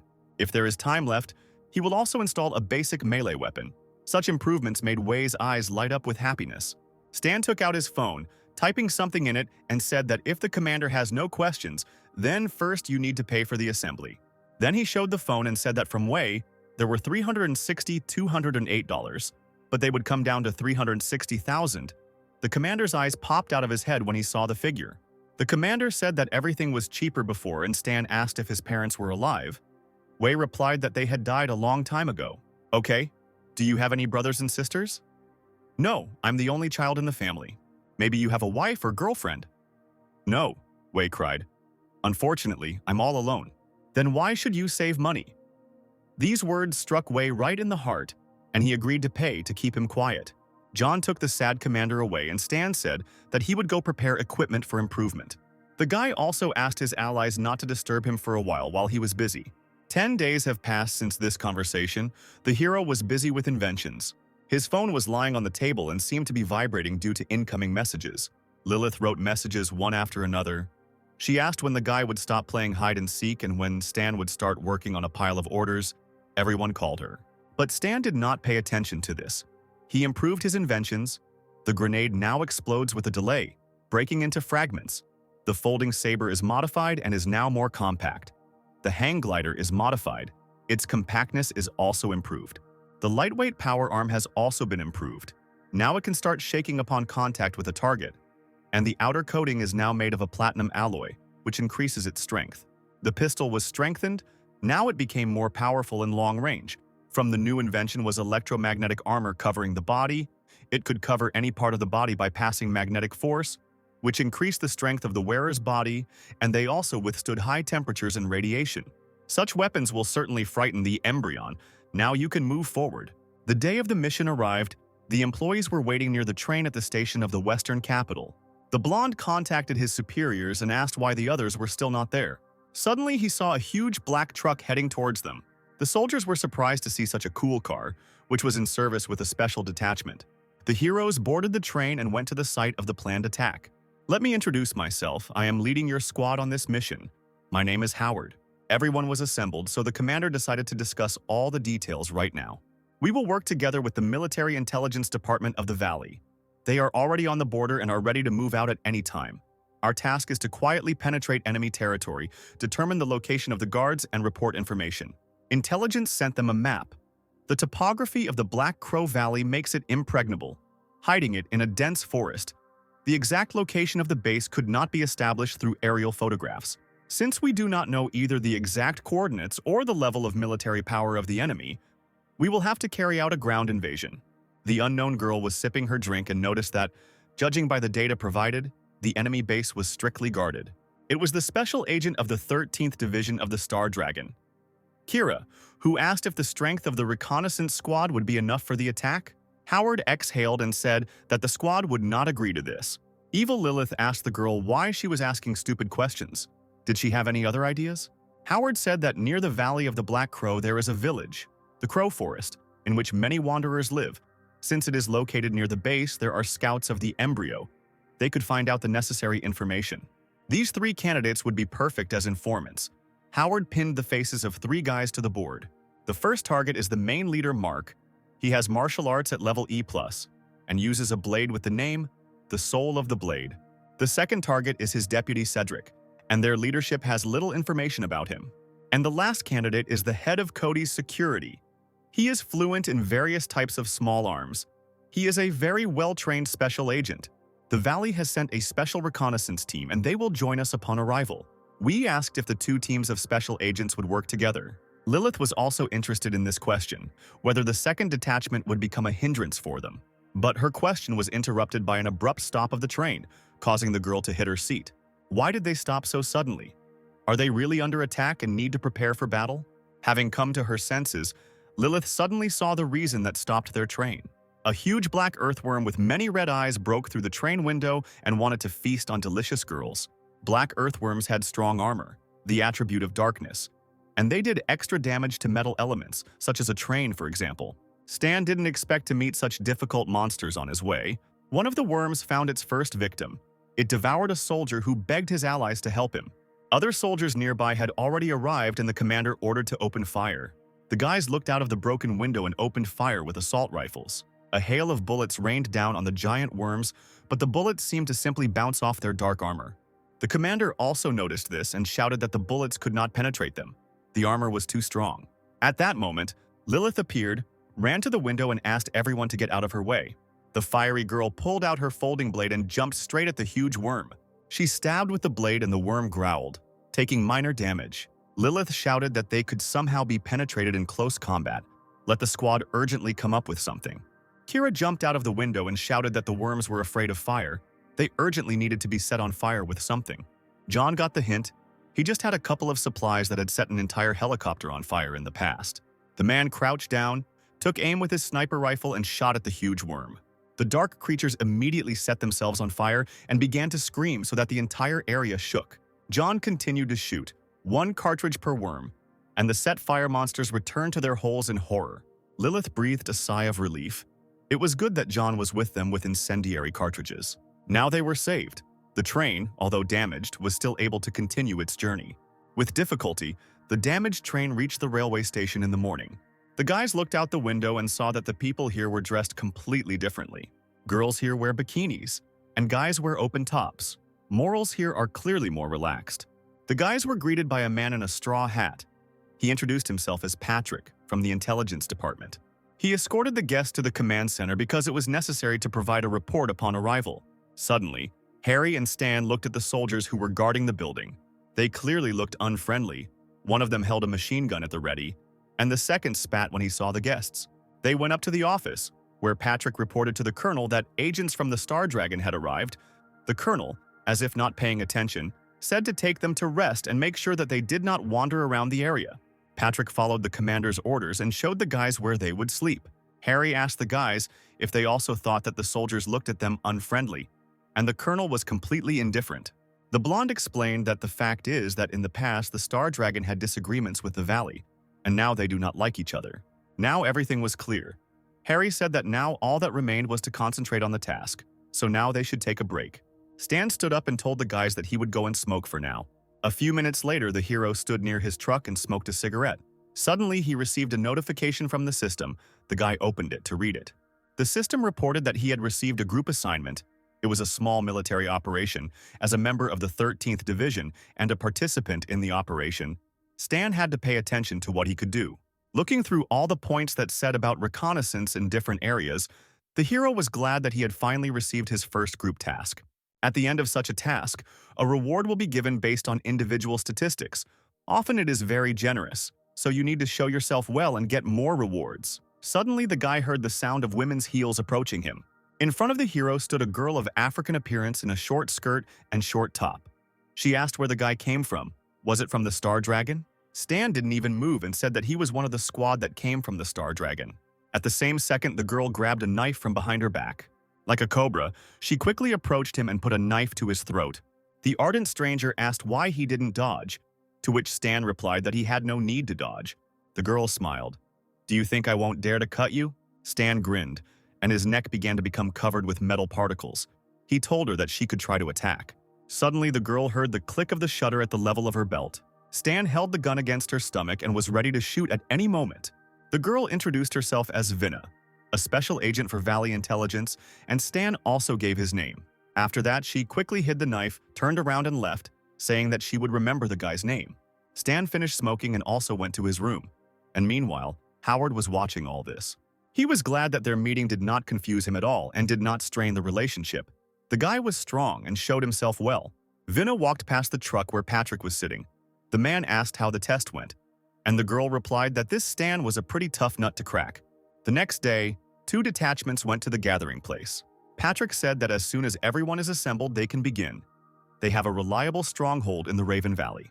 He also drew attention to his colleague's car, saying that it was very remarkable. Howard began to boast, saying that it was really not bad, and besides, the Star Dragon is full of such cars. Kira and the blonde felt ashamed of the commander because, of course, they did not have such machines. Having discussed the further route, the guys got into the cars and set off. The squad from the valley went first, and the squad from the Star Dragon was at the rear. Stan was driving, calmly smoking a cigarette. Lilith noticed that he was driving calmly today. This made her happy. Harry got out of the back seats and said that their colleagues' cars had already disappeared and they needed to catch up. But Stan didn't see the point in this because the colleagues would still have to stop to wait for them. Kira mockingly asked little Lilith where they went. "Are you catching up, or does Stan not know how to drive?" But the guy didn't seem to have any enthusiasm. He replied that he just didn't want to waste gas. The blonde asked Wei to influence the situation because his colleagues were already starting to bully them. Commander Wei supported him. The only one who was against it was Lilith. She remembered the last trip. Wei did not understand what she was afraid of. Lilith replied that she just wanted to stay alive. Well, since everyone is asking, Stan decided to speed up a little and recommended holding on tighter. The car rushed forward. Lilith screamed and said that they would still regret this. In a split second, a huge black truck overtook the entire convoy and took the lead. The soldier, seeing this speed, was surprised that such a large truck could go so fast. Lilith screamed at the top of her lungs like a little girl. She asked to stop because she wanted to go out. Harry huddled in his seat and asked Stan to drive slower, but the driver did not listen to them, but continued to overtake all the convoy vehicles. The speed was so high that the car even took off from the ground for a split second, and Lilith's voice was heard from its windows begging for mercy. After some time, the truck stopped at the gathering place in the Crow Forest. Lilith immediately looked out the window and a rainbow poured out of her mouth. At that moment, she only wanted to die. The whole squad barely got out, and the girl recalled that she said that they would all regret it. We asked with difficulty whether Stan had ever driven an SUV before. Stan grinned and replied that he had only ridden mechanized controlled robots before. John could barely lean on the truck. He said that if the guy touched the steering wheel again, he would jump out of the car. Stepping away from the high-speed ride, they arrived at the rooms that were assigned to them. Patrick said that this place is pretty miserable, but we need to be patient. And now let's move on to the pre-mission briefing. There are 2 tasks. The first, disguise yourself as wanderers, sneak into the village of Crow Forest and find out information. The second, in the vicinity of the valley you need to find the watchmen who were left alone and interrogate them. Vinna said that they would deal with the sentries and let the people of the Star Dragon go to the Crow Forest. Stan realized that they had dumped the most difficult task on them from the very beginning, because they were not familiar with the area or with the inhabitants of the Crow's Forest, so they risked not only returning empty-handed, but also falling into the hands of the enemy. It's easier and safer to catch a sentry. Everyone is silent, probably also aware of the possible benefits and losses. Patrick said that since there were no objections, we could begin. Each squad should leave 4 people at the base for support. After some time, our detachment went to the Crow Forest, to the village of Wanderers. Kira said that the newcomers will immediately be noticed, so first you need to find a place where they will settle. Stan said that it is quite normal for wanderers to be interested in the surrounding state of affairs. If they deliberately hide, then on the contrary, they will arouse suspicion. Kira agreed, but the village is large. Where should they look for the Embryon Scout? Stan answered her that there is a casino in the south, there is a bald man in it. He has all the necessary information. Towards evening, the heroes arrived at the luxurious casino of Wanderers, located in the Crow's Forest. It was quite noisy in the hall. Everyone wanted to win, but of course not everyone succeeded. The squad watched the residents playing in the casino. Kira said that the scout might actually be here. Suddenly, Lilith, who was watching from the balcony, saw the target they needed. In the distance sat a bald man who was having fun in the company of 2 girls dressed as bunnies. Without thinking twice, Lilith immediately ran, pushed off from the fence and jumped towards the man. Without talking, she fell on the guy and twisted his arms, which greatly frightened the bunny girls. Stan exhaled and took off his headphones. It seemed there had been no incidents. He asked Harry to replace him while he slept. Meanwhile, in another place there was a watchtower. Near the tower, a soldier lay in a pool of his own blood. Vinna and other soldiers ran towards the tower. The girl told the squad to act quickly.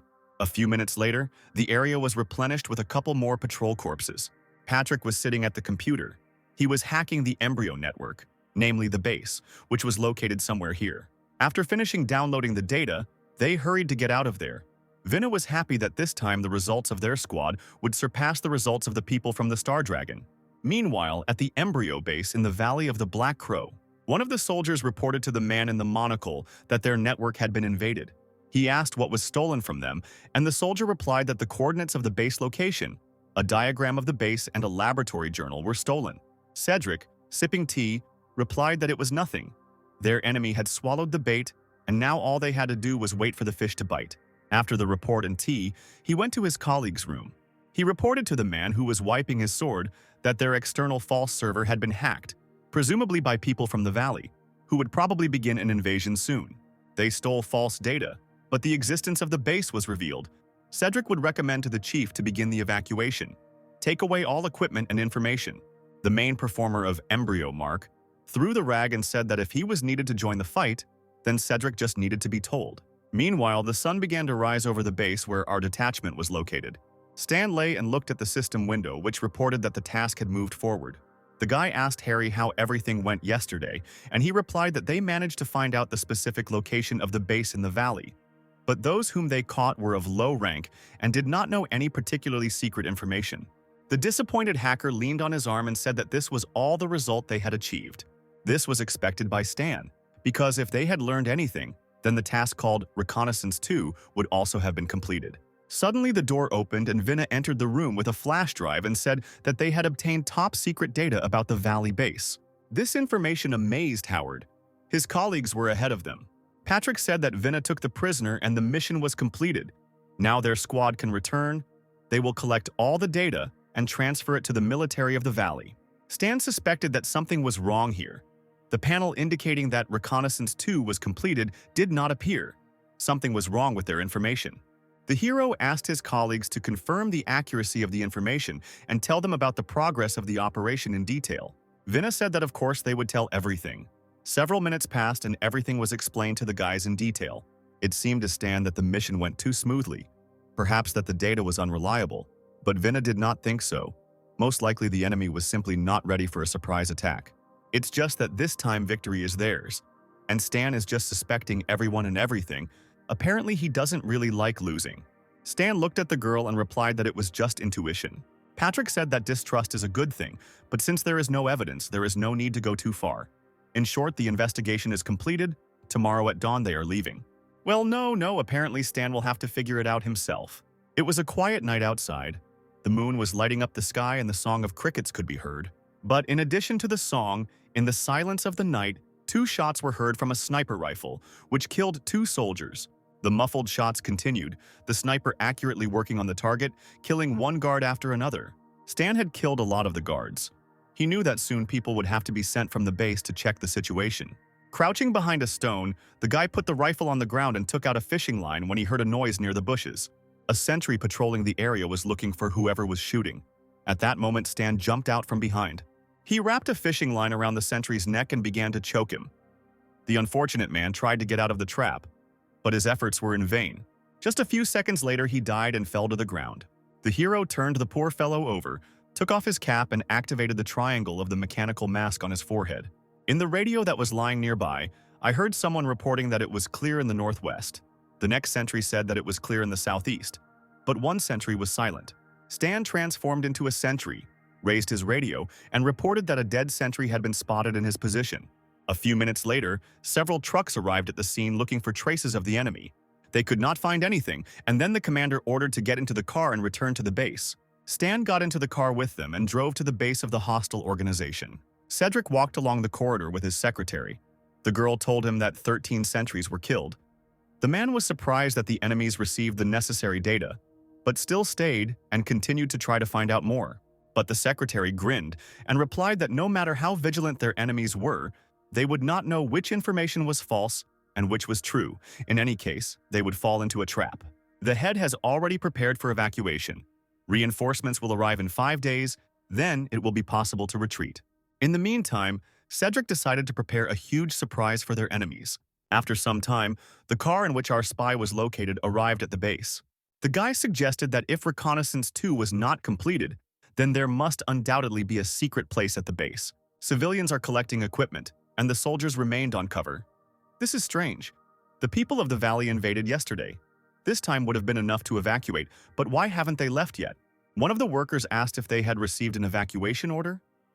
Another guy replied that the authorities said that contact with the scouts in the village of Crow Forest was lost. Apparently, everything was heading towards a battle. The worker turned to Stan and called him Taramand. The guy asked if they had found anything because he had just arrived from reconnaissance. Taramand, it seems, was the name of the person who owned this face. Stan approached the worker and replied that there was no optimistic news. The enemy had killed all the sentries. The hero understood that the ordinary workers who are here most likely do not have secret information about the base. It is worth targeting the key figures of the authorities. The guys sat down to rest after hard work, and one of the soldiers said that he envied the civilian personnel because they would be able to evacuate first. Suddenly, a man with a tattoo on his face called out to them, asking why they were resting and ordering them to start carrying things. It was the base commandant named Cody. Stan recognized him immediately. This is one of the three people Howard was talking about. If the base has secrets, then important people like him should know them. The fighters got to work. Stan said that he would go to the restroom, and one of them was not happy about this, thinking that the guy did not want to work. The hero walked away from them and followed Cody to understand where he was going. Cody didn't notice the hero and continued to go about his business, Stan carefully following him. The man walked down another corridor and entered the door. Stan followed him and was suddenly surprised. Cody just disappeared. He definitely walked in here, but there was nothing in this room except ammunition. Stan realized that there was probably a secret door here, but where? You can't linger. Someone could come here at any moment and it would be bad. So the hero launched several mechanical beetles. He didn't think that these trinkets, made from improvised means, would be useful to him. Bugs with cameras crawled around the room to hidden places. Stan came out, sat on the stairs and took out a tablet. Watching the cameras through the tablet, he saw a door open in the wall and two men in suits came out. Stan carefully followed them. These two must know something. It's time to reveal the mystery that shrouded this base. The men headed out of the building, Stan carefully following them. Suddenly, he was called by one of the fighters who threatened that he could not leave the base without a task. Stan showed the key and said that he had just encountered those two men. They dropped the card. Now he would give it to them and come back in an instant. The sentry let the hero in. The men went outside the base. Stan caught up with them, showed them the access card and said that they had dropped it. One of the commanders began to touch his pockets. Indeed, there was no card. He thanked the soldier for his work. But, to the surprise of the men, the soldier pulled out a knife from behind his back. Stan tied the prisoners to a tree and threatened them with a knife. The commanders realized that the soldiers were not from their base and began to call the guards for help. There are only mountains here. Scream as much as you like, no one will come. Lay out all the secret information you know. The guy burst into tears and replied that they were ordinary employees and knew nothing. Then Stan put a knife to his throat and said that he knew about a secret door in the storage room. The hero began the interrogation. The prisoners screamed so loudly that the local crows scattered in all directions. After a few minutes, they decided to tell everything. One of the men was unconscious, and the second was sobbing from the humiliation he had experienced while Stan checked the system window.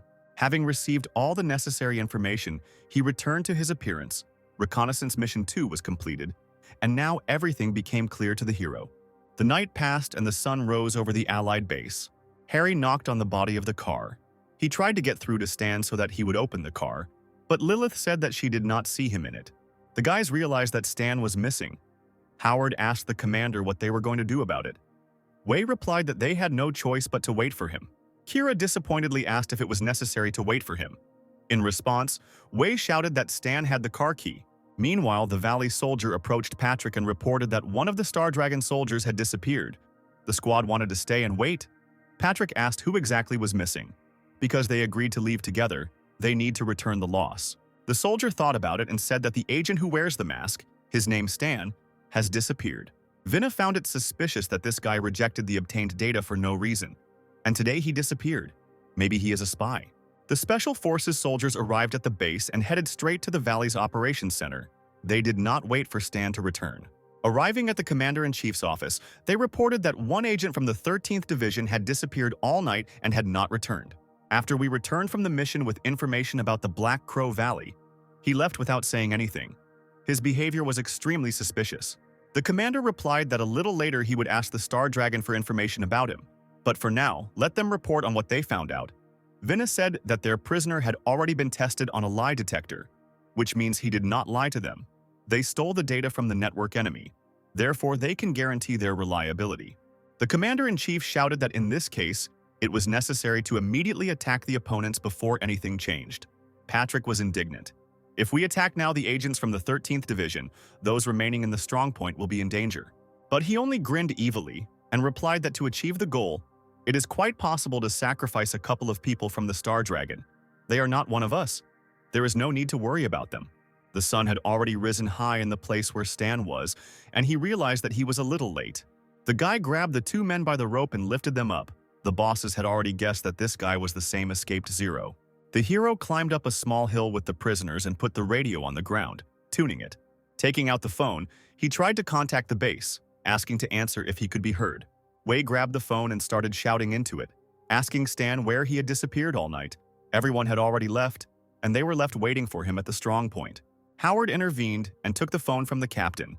Stan reported that he had made his way to the Valley base and obtained secret data. The base is divided into internal and external. The internal sector is its core. Located deep in the mountains, low-ranking personnel do not know about its existence. The communication route between sectors can be closed at any time. In the internal sector, the network has many escape routes through which managers can escape unnoticed. Hearing the report, Howard immediately contacted the colonel via radio. The colonel allowed the connection and picked up the phone, saying that he was listening. Howard said that one of his squad members had discovered important information that the colonel should know about, so he needed to talk to him personally.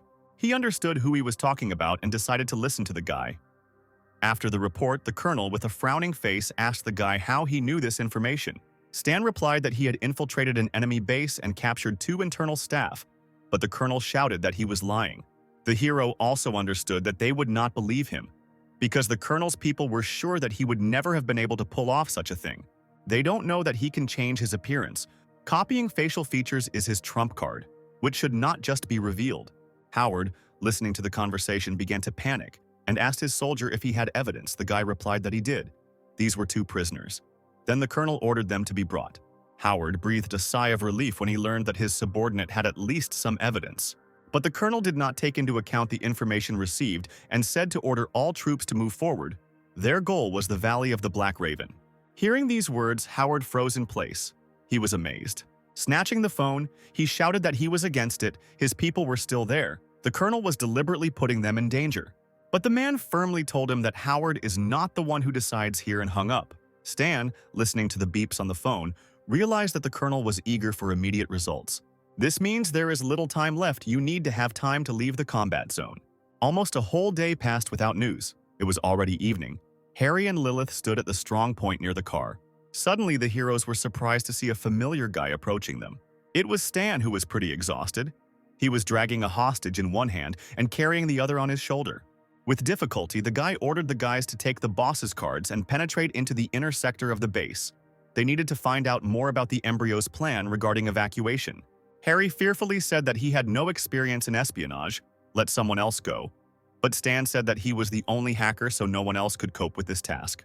The heroes packed their things, Stan created masks for them, and they successfully entered the base in the Black Raven Valley. Harry, in the guise of a boss, was nervous. John told him that the more nervous he was, the higher the chance that he would be discovered. The guys approached the base door and used the card key. The digital lock successfully read it and opened the door. The guys calmly got inside. Harry was glad that there were no incidents. After some more time, 2 of the 13th squad penetrated into the very center of the base. Harry was surprised by this secret passage.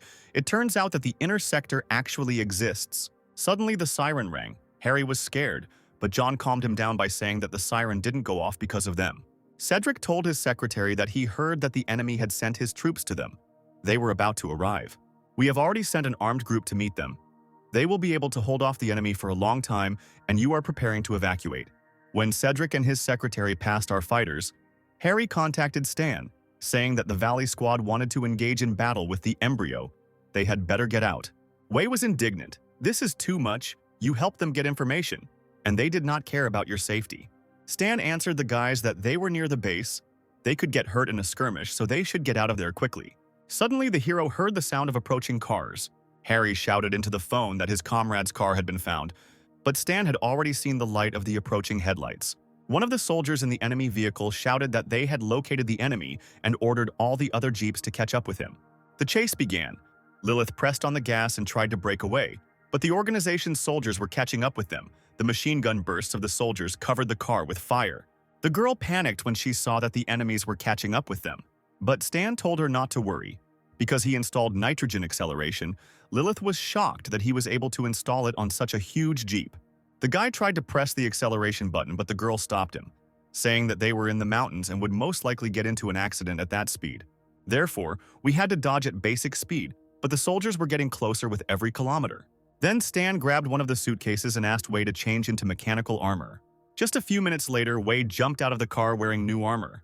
Taking out his machine gun, he began to pour a barrage of fire on the enemies. Several vehicles immediately stopped. Wei told Stan that the characteristics of the new armor were very powerful. It was worth the money. The squad leader ordered to open fire and destroy first the guy in the mechanical suit. The soldiers opened fire, but Wei easily defended himself with a shield. When the enemy's machine guns went to reload, Wei took out his machine gun and again rained down a hail of bullets on them. The vehicles were defeated, but new pursuers appeared over the horizon. There was no end to their troops. At that moment, Stan realized that it was time to try out a new development, a delayed action projectile. Dozens of bombs that looked like balls with a propeller flew towards the enemy like real drones. When the timer ran out, they rushed and all the cars that were within the affected radius rose into the air. Stan was delighted to see his new development in action, at which point he received many messages from the system, which awarded him points for destroying the enemy. After some time, jeeps of a friendly detachment arrived from the valley. One of the soldiers was surprised at such firepower. They saw dozens of overturned vehicles and how one truck could handle them all. But the colonel was not surprised and ordered the remaining enemy to be destroyed. The artillery on the roofs of the Valley Squad's trucks prepared for battle, and rockets were fired from it at the enemies. But Stan's truck was also in the affected area, and the guy realized that things were bad. He shouted to Lilith to press on the gas and turned on the acceleration button, trying to get away from the missiles. Two missiles narrowly missed the truck and landed behind it, creating a huge fireball that destroyed everything in its path. Fortunately, the truck was not damaged, but a huge crater covered in fire formed in the place where the missiles landed. The damaged truck stopped. The guys needed time to catch their breath. Stan received bruises, like his entire squad, but they escaped with minor scratches. The hero was angry that the allied squad decided to blow them up along with the enemies. The truck started moving and headed to the base. The observing headquarters was glad that the guys were not hurt. Howard grabbed the microphone and shouted to the colonel that this had all gone too far. He would be held accountable. The colonel replied that he was just doing his job and did not need instructions from the Star Dragon people. Then he ordered the victims to be taken to the medics when they arrived. After some time, Stan's squad arrived at the logistics squad's camp.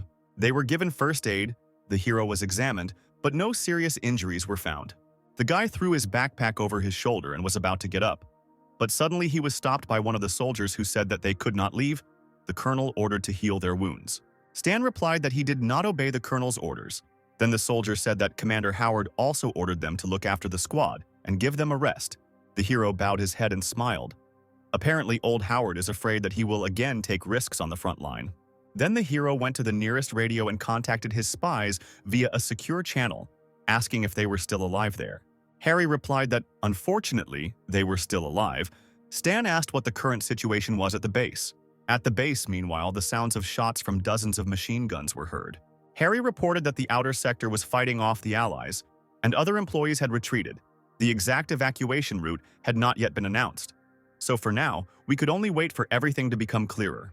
They also found out that the information obtained by the Allies about the defense of the base was a fake. If they blindly followed it, they would suffer heavy losses. Stan asked if the hacker told management about this. He replied that not yet. Stan was the first to find out. In that case, don't tell them anything, the hero answered. But why? The hero explained that the Allies deliberately put them in danger. They could have died. Harry still couldn't believe it. But John supported this decision since they do not hide their intentions to finish them off. Then, they are not obliged to help them. Meanwhile, the battle between the Valley troops and the Embryo organization was in full swing. Bullets were flying everywhere and shells fired by tanks were exploding. But it seemed that the Valley squad was beginning to gain the upper hand. The soldiers moved further and further, and then one of the commanders ordered to storm the base. The guys who took part in the assault were glad that the enemy's defense was very weak. They were lucky that they got the information.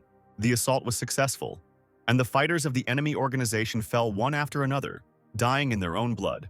There was an explosion, the commander shouted. The outer wall was blown up. Let's go in. The squad ran inside when suddenly one of the soldiers saw a mine at his feet. Dozens of explosions thundered. The detachment storming the building was blown up by mines. It was an ambush. Soldiers of the organization appeared from the windows and opened fire on the enemy. Their ruse was a success, and the Valley fighters took the hook. Allied soldiers were dying under a barrage of bullets. They were open, and the enemy was behind cover. The commander shouted to his soldiers to continue the assault and not to be afraid. Stained in the blood of his soldiers, he shouted that he would avenge every fallen comrade. A soldier of the organization who was watching the battle told the command that they were in trouble. The ambush worked, but many opponents had invaded the base, and not all of their people had yet managed to evacuate. Mark, having heard the disappointing report, decided to go outside and stop the enemy. Meanwhile, the Valley soldiers had already entered the building and exchanged fire with the enemy. Suddenly, Mark appeared in front of them, who had prepared his sword for battle. There was a smile on his face. He had long wanted to warm up. One of the soldiers recognized the man, saying that he was the main performer of Embryo named Mark. The commander realized what kind of enemy they were facing and shouted to the squad to concentrate fire on him. But Mark didn't seem to be afraid of the bullets. He was too fast and agile and easily dodged them. And with his first movement, he killed one of the valley's fighters. Having broken through the enemy's defenses, Mark began to cut down his opponents one by one. A few seconds later, the entire assault squad was defeated. Mark looked at the corpses of the people of the valley. For him, they were just pathetic weaklings. The performer threw the katana over his shoulder and headed towards the exit. Going out into the street, the formidable samurai, stained with the blood of his enemies, assessed the situation. Their base continued to be stormed by enemy troops. At the same second, 2 tanks opened fire on the enemy. Mark, like lightning, jumped towards the enemy and easily cut through the shells flying at him. At that moment, Cedric contacted him, who said that all the employees of the sector had been evacuated. If he did not want to fight, he should quickly leave with them. Mark turned around and walked towards the evacuation zone. The wounded soldier behind him reported with trembling hands into the radio that the 3rd squad had encountered Mark. Then he said that the entire squad was killed. Patrick was surprised to hear the report because there were 200 people in this squad. How could one man defeat them all? Observing the situation, Vinna noticed that the data on the location of the enemy's defenses diverged too much from reality. Patrick was forced to agree that their information turned out to be fake. Embryo used its own people as bait. Cruelly, the colonel was too radical. He should have listened to Stan. Then maybe they would have saved the people. After some time, he reported to the colonel about the losses suffered and that the information they had received earlier was partially unreliable and it was worth listening to Stan. But the colonel did not care. Because the result justified the losses, he said to order the soldiers to carefully check the wall of the base. If the internal sector exists, it should be destroyed. The soldiers who survived began to examine the premises in search of a secret passage. One of the soldiers was indignant because they had been looking for him meter by meter for the 2nd hour. If he really existed, they would have already found him. After some time, this information was also conveyed to management. Having heard the report, the colonel ordered Stan to be brought to him, but there was just one nuance. The fact is that the logistics squad reported that Stan injured 2 guards and went missing. The people from the Star Dragon who were there say that they did not see him leave. The colonel was furious. You non-entities, there are so many of you out there, but you couldn't keep track of one person. Meanwhile, a lone military truck was driving towards its target. He was led by Stan, who had a tablet on the next seat showing the location of John and Harry. A few hours later, towards the morning, a black Jeep was driving far from the organization's base. Cedric said that all important employees had left the base, and now it was time for the people of the valley to sign for his gift. After these words, the villain pressed the button. At the same moment, the organization's base blew up. Everything in the area exploded. All traces were destroyed. The colonel watched this through the laptop screen and couldn't believe his eyes. He tried to shout into Patrick's phone, asking what happened and whether the man was alive. Patrick answered with difficulty that there were a lot of explosives in the internal storage of the base. The base had just detonated. Everyone was killed. His soldiers were buried alive. Huge losses. The colonel cursed the enemy. At the very last moment, they made all their losses meaningless. These bases were also destroyed. Moreover, it was he who commanded the operation. The colonel understood that he could not avoid accusations. With trembling hands, he picked up the phone and contacted the 13th Squad. He asked what other information they had. Wei replied that 2 of their agents had infiltrated the evacuated detachment. When they found out exactly which route they took, they would report. The colonel replied that he would wait for news. The damage from the operation is much greater than planned. The result needs to be more significant. This is the only way I can atone for my guilt. Intercepting the enemy is a good opportunity. Group your troops. Immediately go to the vicinity of the base and wait for orders. Meanwhile, the convoy of jeeps from the Embryo organization was moving further and further from the base. Cedric said that the soldiers of the valley never doubt that they are right, so they fell for his trick. But Mark advised him not to let his guard down. At that moment, John, disguised as one of the bosses, looked out the window holding a tablet in his hands. He tuned into the frequency of the jeeps that were driving behind him and ran his finger over the tablet. At that same second, the employees' ears began to ring. Something had happened to the communication line. Suddenly, they saw the Valley Squad vehicles appear behind them. He immediately grabbed the phone to report that their convoy had been intercepted. But from it, he heard only the noise of interference. The guy told his friend that he was unable to contact the command. His colleague replied that he should not panic because they had a spare transmitter. However, they were never able to contact them because at that moment their car was blown up. Cedric, seeing the overturned burning car, could not believe his eyes. Where are the people of the valley from here? Who betrayed us? Mark climbed out of the car window and tried to fight off the jeeps that were catching up with them. They tried to escape, but there were more valley soldiers and moreover, a rocket was flying at their car. Mark managed to react in time when he saw her. He grabbed Cedric by the hand and jumped out of the car, and at that very second it exploded. Another missile was flying towards them, but Mark managed to turn around and cut it in half. This won't work. There are too many of them, the performer thought. If all these jeeps squeeze us into a ring, then we are finished. We need to get out of here. Mark grabbed Cedric's hand and said that they needed to run. The evacuation plane had already arrived. The villains tried to hide. They went into the forest where it was difficult for cars to get through. However, turning around, Mark saw that they had not managed to break away from all the cars. One single car was still chasing the fugitives. It was Stan who was watching his targets through binoculars. How is this possible? How did they catch up with us? Maybe this is a reconnaissance vehicle? Mark grabbed Cedric again and shouted that they needed to quickly go deeper into the forest where they could hide their tracks. Meanwhile, Stan took a detour and, having arrived at the right place, he stopped and got out of the car. He took out a map of the area, on which there was a red dot. This was the only road that passed here. The hero calmly took the rifle and suitcase and followed to the right place. He opened the suitcase, which contained his new mechanisms, which had performed well in the recent battle. The guy began to take them out and bury them one by one, connecting them with a rope. Watching through binoculars, Stan said that he had enough time. All that was left was to wait for the prey. After some time, Cedric fell and said that he could no longer run. Mark told his friend that there was very little left. The hangar was already close. The exhausted guy replied that Mark could only inform him. Suddenly, the sound of a large caliber rifle was heard from behind the bushes. Mark, being a deft fighter, managed to react in time and dodge. But not everyone is as clever as the main performer. The bullet hit Cedric in the back and he fell to the ground, rolling his eyes. Stan rejoiced at the victory. The first target was eliminated, and the system informed him that he received 4,000 experience for killing Cedric. Mark ran up and tried to revive his comrade, but his attempts were in vain. The man's rage knew no bounds. Looking at the nearest hill, he realized that the shot came from there. Having abandoned the corpse of his comrade, Mark rushed towards the hill to take revenge. His speed was high. He couldn't let the enemy escape. Stan, seeing the enemy, also realized that he was approaching too quickly. The guy opened fire on the enemy, but Mark deftly dodged the bullets.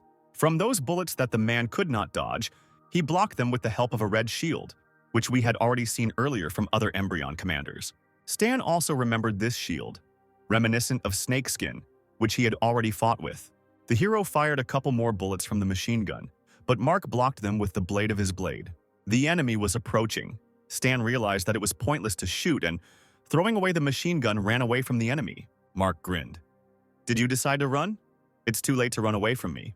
But in reality, it was a trap that Stan had prepared for the enemy. Running behind the nearest stone, he immediately took out his tablet and activated his mechanical devices. To Mark's surprise, explosions were heard under his feet. These were the detonation of the bombs that Stan had set when he arrived here. Although Mark was agile and fast, he couldn't avoid a dozen explosions. To Stan's delight, the system began to inform him that Mark was receiving 34 damage from his bombs. The hero tried to read information about the enemy, but unfortunately for him, the difference in their levels was too great, and he would not be able to find out enough information. Therefore, the system suggested that he raise the level to 28 for 520,000 points, and the hero agreed. The system reported that the level had been increased, and now the hero received 10% of stamina, armor, strength, and agility. The guy knew that Mark was 10 levels higher than him, but he was not in the best shape. There was a chance to kill him. Meanwhile, Mark made his way through the minefield and jumped out of the smokescreen. The wounded warrior jumped and raised his katana above his opponent's head. He struck, but Stan managed to dodge by crouching, using his ability, sliding fire. Mark bared his teeth. "This guy is fast. He was able to dodge my attack in an instant." Jumping back, Stan lost no time and pulled out a pistol from his bosom. Pointing the pistol at the enemy, he fired, trying to catch him by surprise. But Mark was not simple and immediately called on his red shield, repelling the bullets. Then Stan realized that this was a losing tactic. Mark's body was very stable and could not be penetrated by ordinary weapons. This means that you will have to change the bullets to flammable ones, because it already worked once. Mark was surprised that the guy had the nerve to reload in front of his face. Deciding to teach the impudent boy a lesson, he jumped at lightning speed and attacked him. Mark's blow was accurate, and he easily hit the enemy's body. The man thought that the fight was over, but when he felt that the katana was stuck, he turned around. The katana crashed into the plate armor that protected Stan's neck. The commander was surprised at how quickly it appeared. Having successfully blocked the attack, Stan quickly jumped away from his enemy. Taking out his second pistol, he opened fire on the unprotected enemy. Mark smiled. He knew that bullets were useless against him and summoned his scarlet shield. Suddenly, bullets pierced the shield and pieces began to fly off. Mark was stunned. Stan fired 2 more times and 2 bullets hit the shield next to Mark's shoulder, at which point the shield caught fire. Mark was immediately engulfed in flames. His body was burning, and he screamed at the top of his voice, calling on his spiritual energy. Do you think you can shake off the flames with your energy? It won't work with your level. Mark looked at the burning clothes and did not understand why the shield could not protect him. Throwing off his burning clothes, the commander thought that he was spending too much energy on defending himself and needed to finish him off as quickly as possible. The powerful warrior rushed to attack the enemy despite the fact that his shoulder was still burning. At that moment, Stan ran out of ammunition and had no choice but to dodge the next attack by somersaulting. But the katana blade was able to touch the guy's face, and the system reported that the mask was damaged. At that moment, Stan realized that he couldn't play it safe in a fight with this guy, so he grabbed his jackknife and prepared to fight. The wounded Mark saw the real face of the enemy. The mask was damaged and now did not hide who was underneath it. The 2 swordsmen clashed in a duel. Mark realized that Zero had been in front of him all this time. The man was confident of his victory because he had no equal in close combat. He asked Stan if he was upset that he still couldn't die. The hero was analyzing the situation at this time. Delayed action shells and flammable bullets took away approximately half of Mark's health. Therefore, you need to continue to attack until an opportunity for capture arises. And at one point it turns up. Do you think you can stop me with your weak hands? Mark shouted, and his powerful fighting spirit energy threw the hero back. The fighter's endurance was amazing. The force with which Stan was thrown was so great that he flew another couple of meters and crashed into a tree. But the guy was not going to give up, and as soon as Mark tried to attack him, he immediately blocked the attack. The villain struck and hit Stan's hand. It was quite painful. If not for the second-generation mechanical hand made of titanium alloy, the hero would have lost his. Taking hold of his blade more firmly, the hero jumped more furiously at the enemy, but the man did not yield. However, Stan managed to notice the trembling in the enemy's legs. His block did not go as well as before. Apparently, he spent a lot of energy and weakened. The guy's attacks had an effect, and the armor will help him hold out for some more time. Therefore, Stan began to put more energy into his attacks and wear down the enemy even more. Mark began to feel short of breath, and from his appearance one could understand that he was fighting with all his might. Stan saw the enemy's fatigue. He realized that this was his chance to win. The hero called up a system window on which there was a card of a familiar man in a hat. Alberto's summon card appeared in the guy's hand, which he immediately activated. It is unclear where the crows appeared from, and a cross with a red eye in the center appeared in front of Mark. The rope bound the man and nailed him to the cross. Mark knew that this was Alberto's ability, but he died. How is this possible? Stan smiled. The guy used this ability because he knew that a martial artist of his level cannot have more than 50 intelligence points because he only developed agility. And now his stamina is 0, and he cannot use spiritual energy. That is why he will not be able to get out of the illusion. The hero activated his other reboot ability, and instantly his mechanical arm was filled with power. The full power of the prosthesis crashed into the face of the immobilized Mark.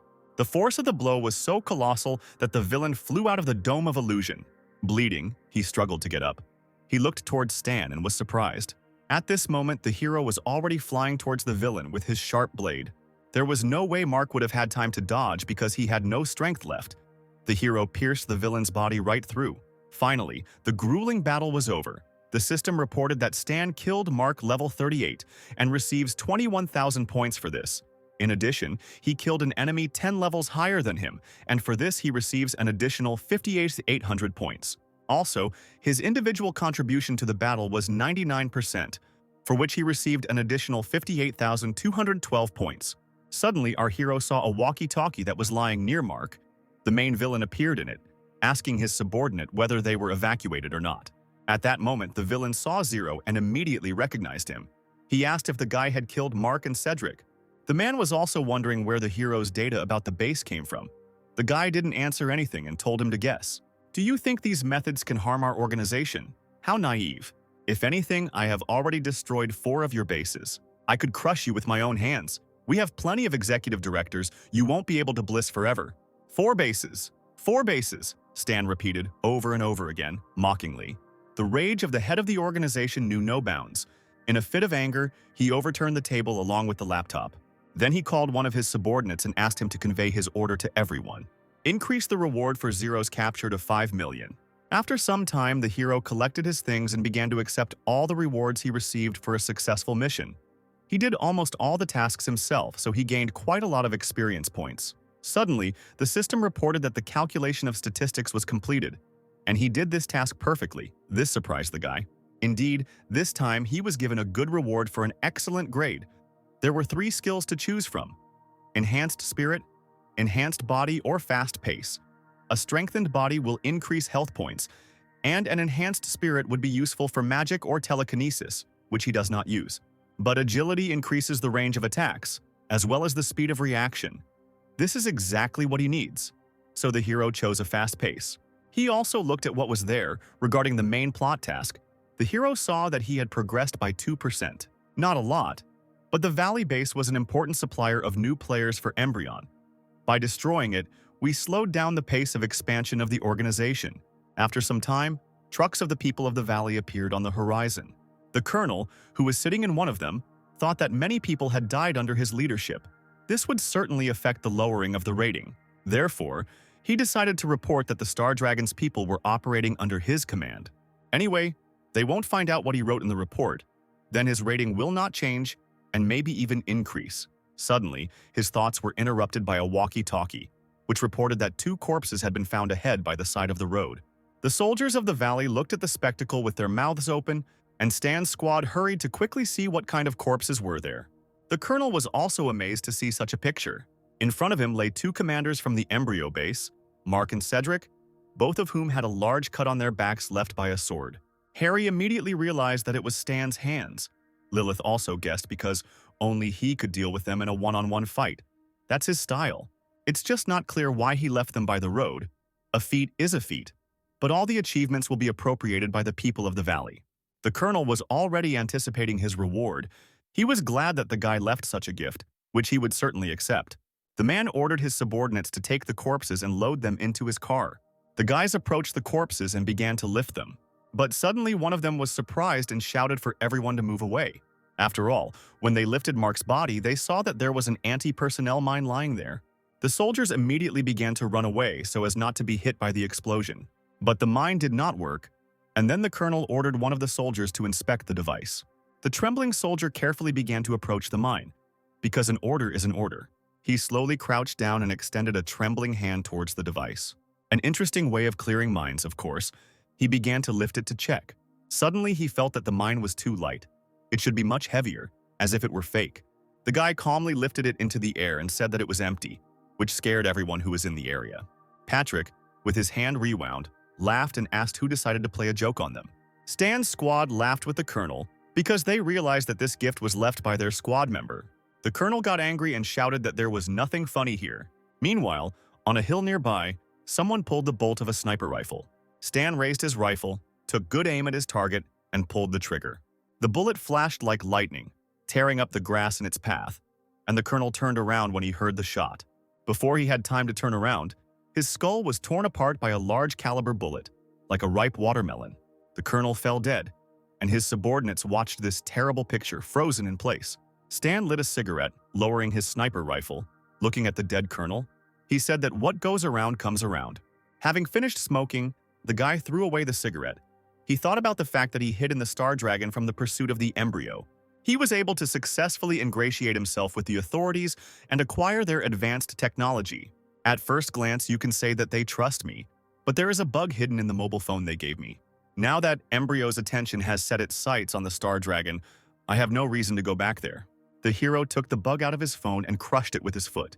There are still 3 months before testing opens. The Star Dragon task is a gold mine.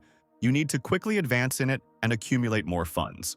The guy opened his bag and took out a glider that he had made in advance. Having taken the glider, the hero thought that, in principle, the available funds were enough for him to begin with, so it was time to leave. After all, the world is huge and all roads are open. The hero opened his glider and flew in an unknown direction. Congratulations, You have finished watching the first season. The big task in the valley was completed, and the guys returned home. Everyone except Stan, who was right now in the conference room being discussed by his superiors. Stan goes out of his way to get himself into trouble. It's good that he didn't leave evidence, otherwise the people of the valley would not have agreed to reconciliation, said one of the bosses. But the other guy thought that Stan did a good thing. The director coughed loudly, hinting that it was time to shut up. Then he asked if Stan's location had become known. The gray-haired man nervously replied that they traced the signal of the bug in his phone, but it was interrupted 24 hours ago. Stan must have found it and thrown it away. He decided to call and ask his partner again. The man dialed the number and asked Harry if the hero had contacted him. Harry replied that he called him this morning. The man was shocked to hear this news and asked what Stan told him. Harry said only one phrase. The hero conveyed that he had gotten away from harm. The silence in the hall was interrupted by one of the bosses. Is this because of the murder of the Valley Colonel? Is he afraid that we won't be able to protect him? Another man suggested that this phrase sounded like an excuse to run away. Suddenly, one of them showed the director a laptop, in which he saw that the reward on Stan's head had suddenly increased 5 times and now stood at $5 million. The increase in reward is obviously related to the destruction of the base in the Valley of the Black Crow.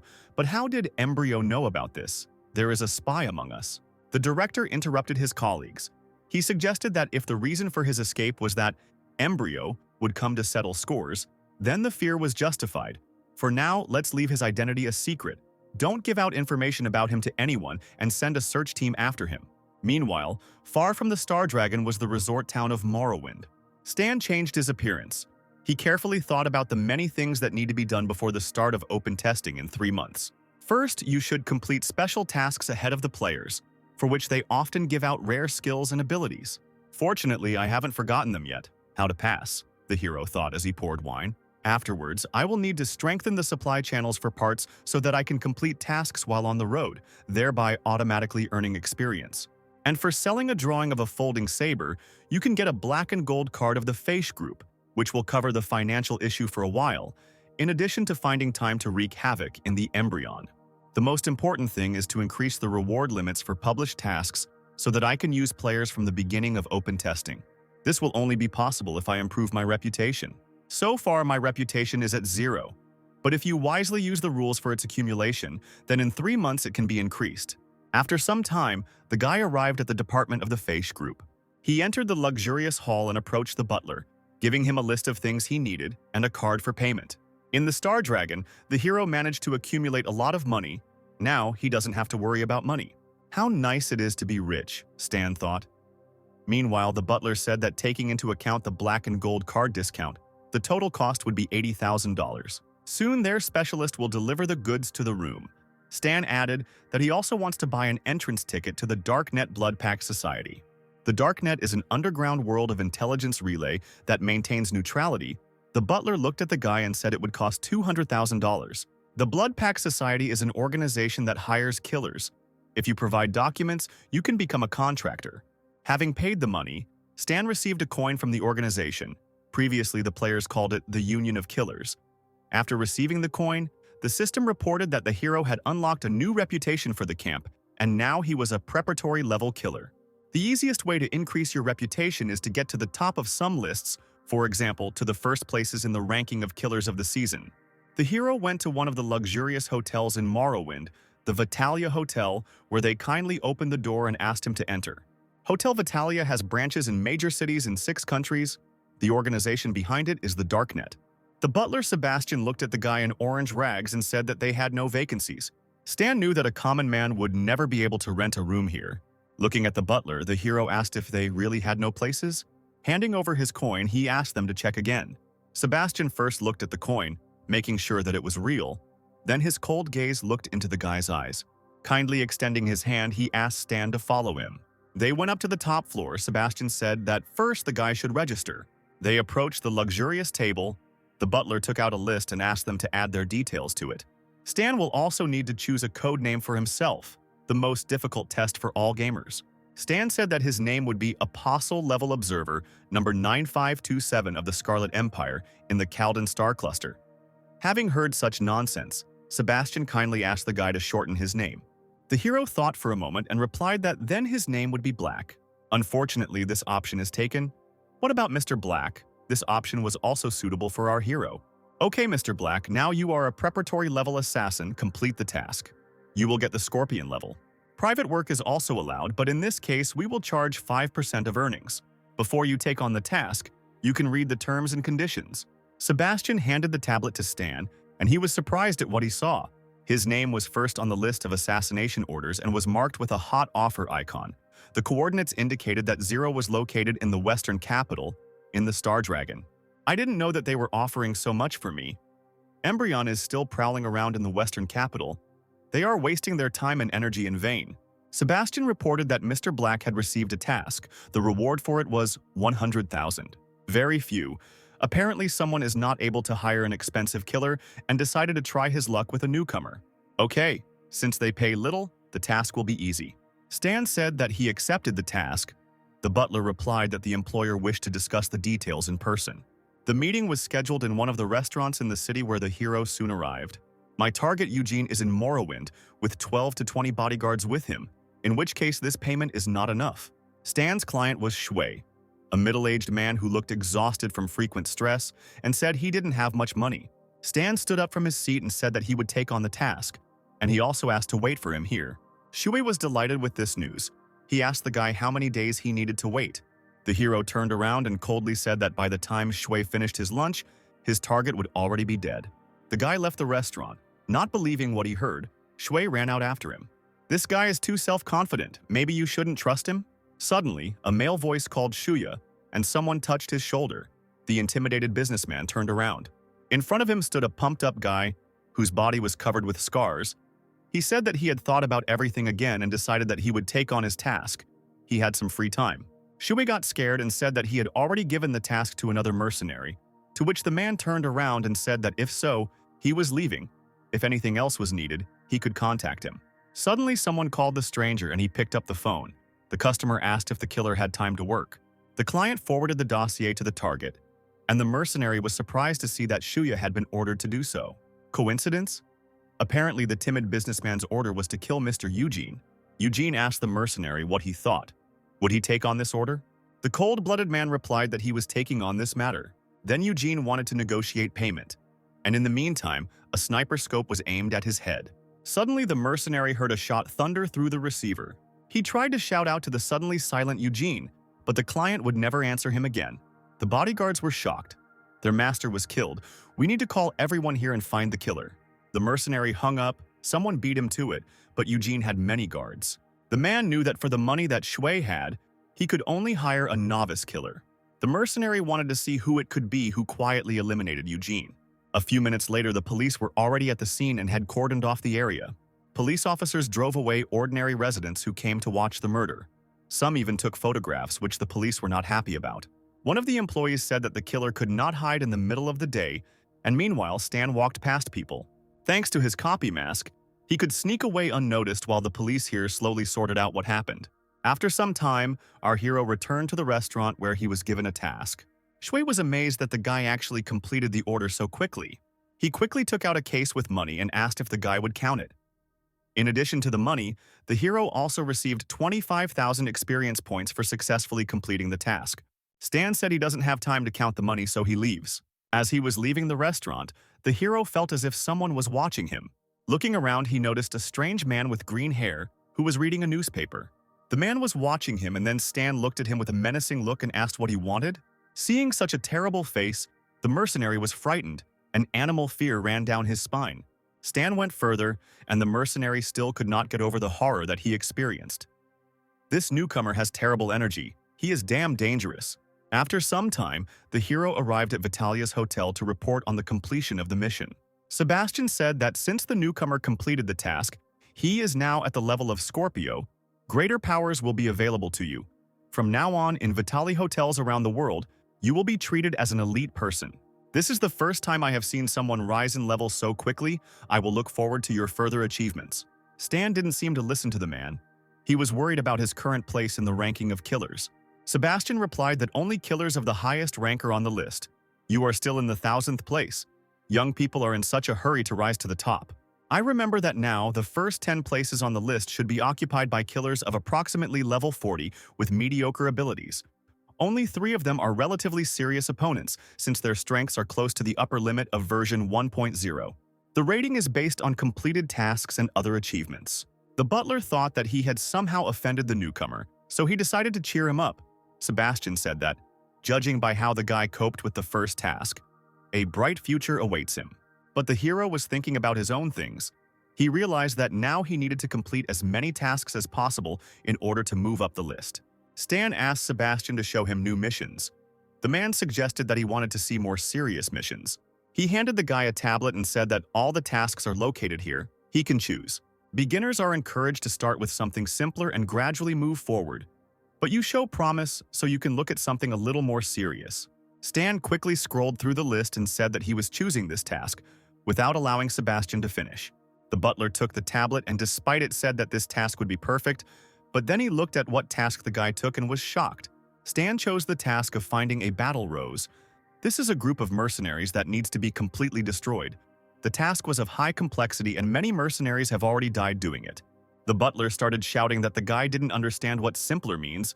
A lot of experienced killers died on this mission. Where should a newbie take it on? I would rather choke in your spit than be killed by the enemy, Stan replied. Help me get ready, and leave the rest to me. The butler looked menacingly at the newcomer, but he could not help but give out the task. So without a word, he took the guy's coin and placed it on the scanner. Then he put a stamp and, folding the sheet into a tube, said that he warned about the complexity. If something happens, it is not his fault. The butler then placed the tube into a contraption that delivered a message through an intricate network of pipes. The Central Information Department accepted the new report and entered the mercenary's name into the network. When the information about the Battle Rose task was updated, the butler reported that the guy had been registered. The system reported that Stan had called for a mission to eliminate the Battle Rose. In the Sumal Desert, there are various groups, including wanderers and mercenary fighters. But what in this devastated land has attracted so many groups? Perhaps this has something to do with incidents in the past. The hero must explore the desert area. The guy continued reading the description and saw that, in addition to experience, it also contained an unknown reward. This was already becoming interesting. The guy realized that since there was an additional reward, the task was not easy. You couldn't act at random. You had to be properly equipped for insurance. The hero went to the base of the Feish group. In his main class, he reached the maximum level. The conditions for promotion this time were not easy. There was no need to waste experience points on creating useless drawings. They are already difficult to obtain. In the next task, Stan will not have partners, so you should stock up on different cartridges for different situations. In parallel with the development of new devices, the guy studied intelligence data about the Battle Rose group. All of its personnel are women. The base is located in the depths of the Sumal Desert. There are a lot of enemies there, and they have their own mechanics, so the guy decided that he should create a directional weapon. The system asked if the hero wanted to combine abilities, basic electromagnetism, basic spatial sensing, and mechanical theory. The guy chose an affirmative answer. The combination was successful, and he created electromagnetic combat scanning goggles. This was not what he wanted, but would still be useful to a sniper. Stan ran the combination again. The system reported that the combination was successful, and the mechanic opened the electromagnetic pulse interference equipment. But this is an interesting device that is perfect for confronting enemies in the desert. The hero thought that mines would also be useful to him. He could try to create a drawing of them himself. In order to create a homemade drawing, you need to take your knowledge and the basics of creating drawings and make a new one. The guy worked hard, trying to create a mechanism, but the system repeatedly reported that the creation of a homemade drawing had failed. But after a few hours, he succeeded and created a flaming poison mine. This is exactly the drawing that the hero needed. From now on, he can create others specifically for his needs. But here we can disagree. Having collected all his equipment in one place, the guy decided that the preparations were almost completed and now he could go on a mission. He packed his suitcase and called Antonio from the Feish group, saying that he needed a cargo plane. Antonio replied that they only use them for large-scale operations, even though Stan, an elite person, would have to cover the costs. The hero said that he knew about this. Then Antonio asked how many people should be transported and by what time the plane should arrive. The guy said that he would be alone and would leave now. This is a huge expense. Renting one time will cost $50,000. Are you sure about this? Without hesitation, Stan replied that he was sure and sent the money to the organization. After some time, our hero was already flying over the desert in a cargo helicopter. Looking out of the helicopter cockpit, the guy observed the situation through binoculars. The data is correct. The base of the battle rose is strictly guarded, it is impregnable. It will be difficult to get there by storm, but you can set up an ambush and lure them out of hiding. Stan ordered him to go down to the designated area and then prepare an SUV for him. Antonio understood the order, their base is nearby, and he needs to go about his business. Meanwhile, 4 jeeps were driving through the desert in which a female voice asked if Dorothy had any results or if everything was the same this time. The girl, whose name was Dorothy, replied that they had searched 3 sectors. There was no sign of Felonia. 2 of her squad had died with Gadong's people.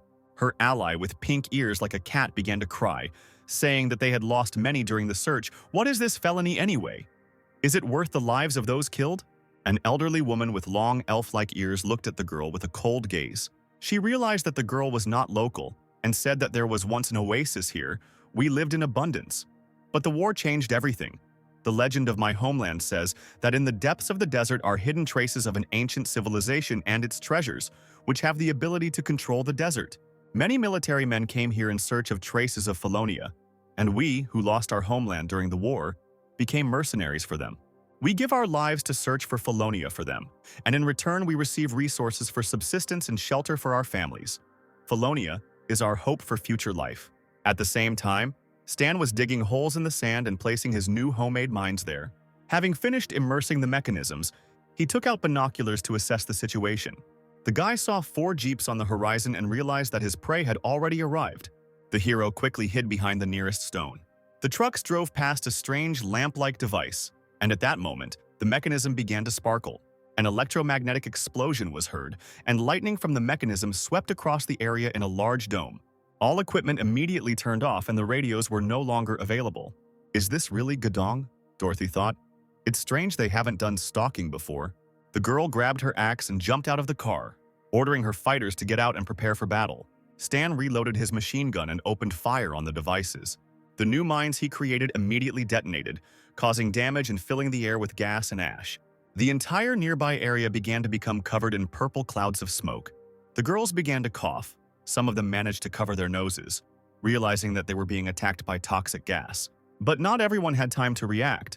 Those who inhaled a lot of toxic gas felt dizzy. One of the girls fell to the ground unconscious after feeling dizzy. Her friend saw her fall and tried to call her, but she herself was getting worse and worse. Soon, many of the girls from Dorothy's squad were lying on the ground unconscious, and only the commander and a few fighters remained combat-ready. Suddenly, she heard someone open fire, 1 bullet at a time, killing immobilized targets. Dorothy was frightened. She urgently needed to understand where the sounds of gunshots were coming from. And looking at the nearest hill, she saw a dark figure. Dorothy understood that she couldn't stand still. She needed to urgently kill the sniper, otherwise he would kill them all. The girl, along with the survivors, rushed to attack, but Stan stopped some of them with a barrage of bullets. Only this didn't stop Dorothy. She ran with all her might and shouted that the guy was going to die. Stan realized that she was too close to him, and the cartridges in the machine gun were out, so the hero quickly grabbed the pistol. Dorothy, taking advantage of the guy's hesitation, quickly jumped and swung her axe, but Stan managed to use sliding fire and escape the girl's attack. The guy then shot her with his gun. Dorothy dodged the bullets, but one still grazed her arm, and the girl reached for her shotgun, which was hanging on her back. They froze in one position. Stan pointed his pistols at the girl's body, and Dorothy pointed her shotgun at his head. Neither the guy nor the girl would have time to evade, and they both understood this. Dorothy said that no matter who the guy was, he couldn't survive a shot from that distance. The girl had nothing to lose, so she pulled the trigger and shot at the enemy. But suddenly, she heard the clang of metal, as if bullets were hitting a metal wall. But the figure of the guy in front of her did not waver. The girl was shocked. She was sure that she had defeated the enemy. The smoke from the shot cleared, and she saw bullet holes on the hero that hit the plate armor.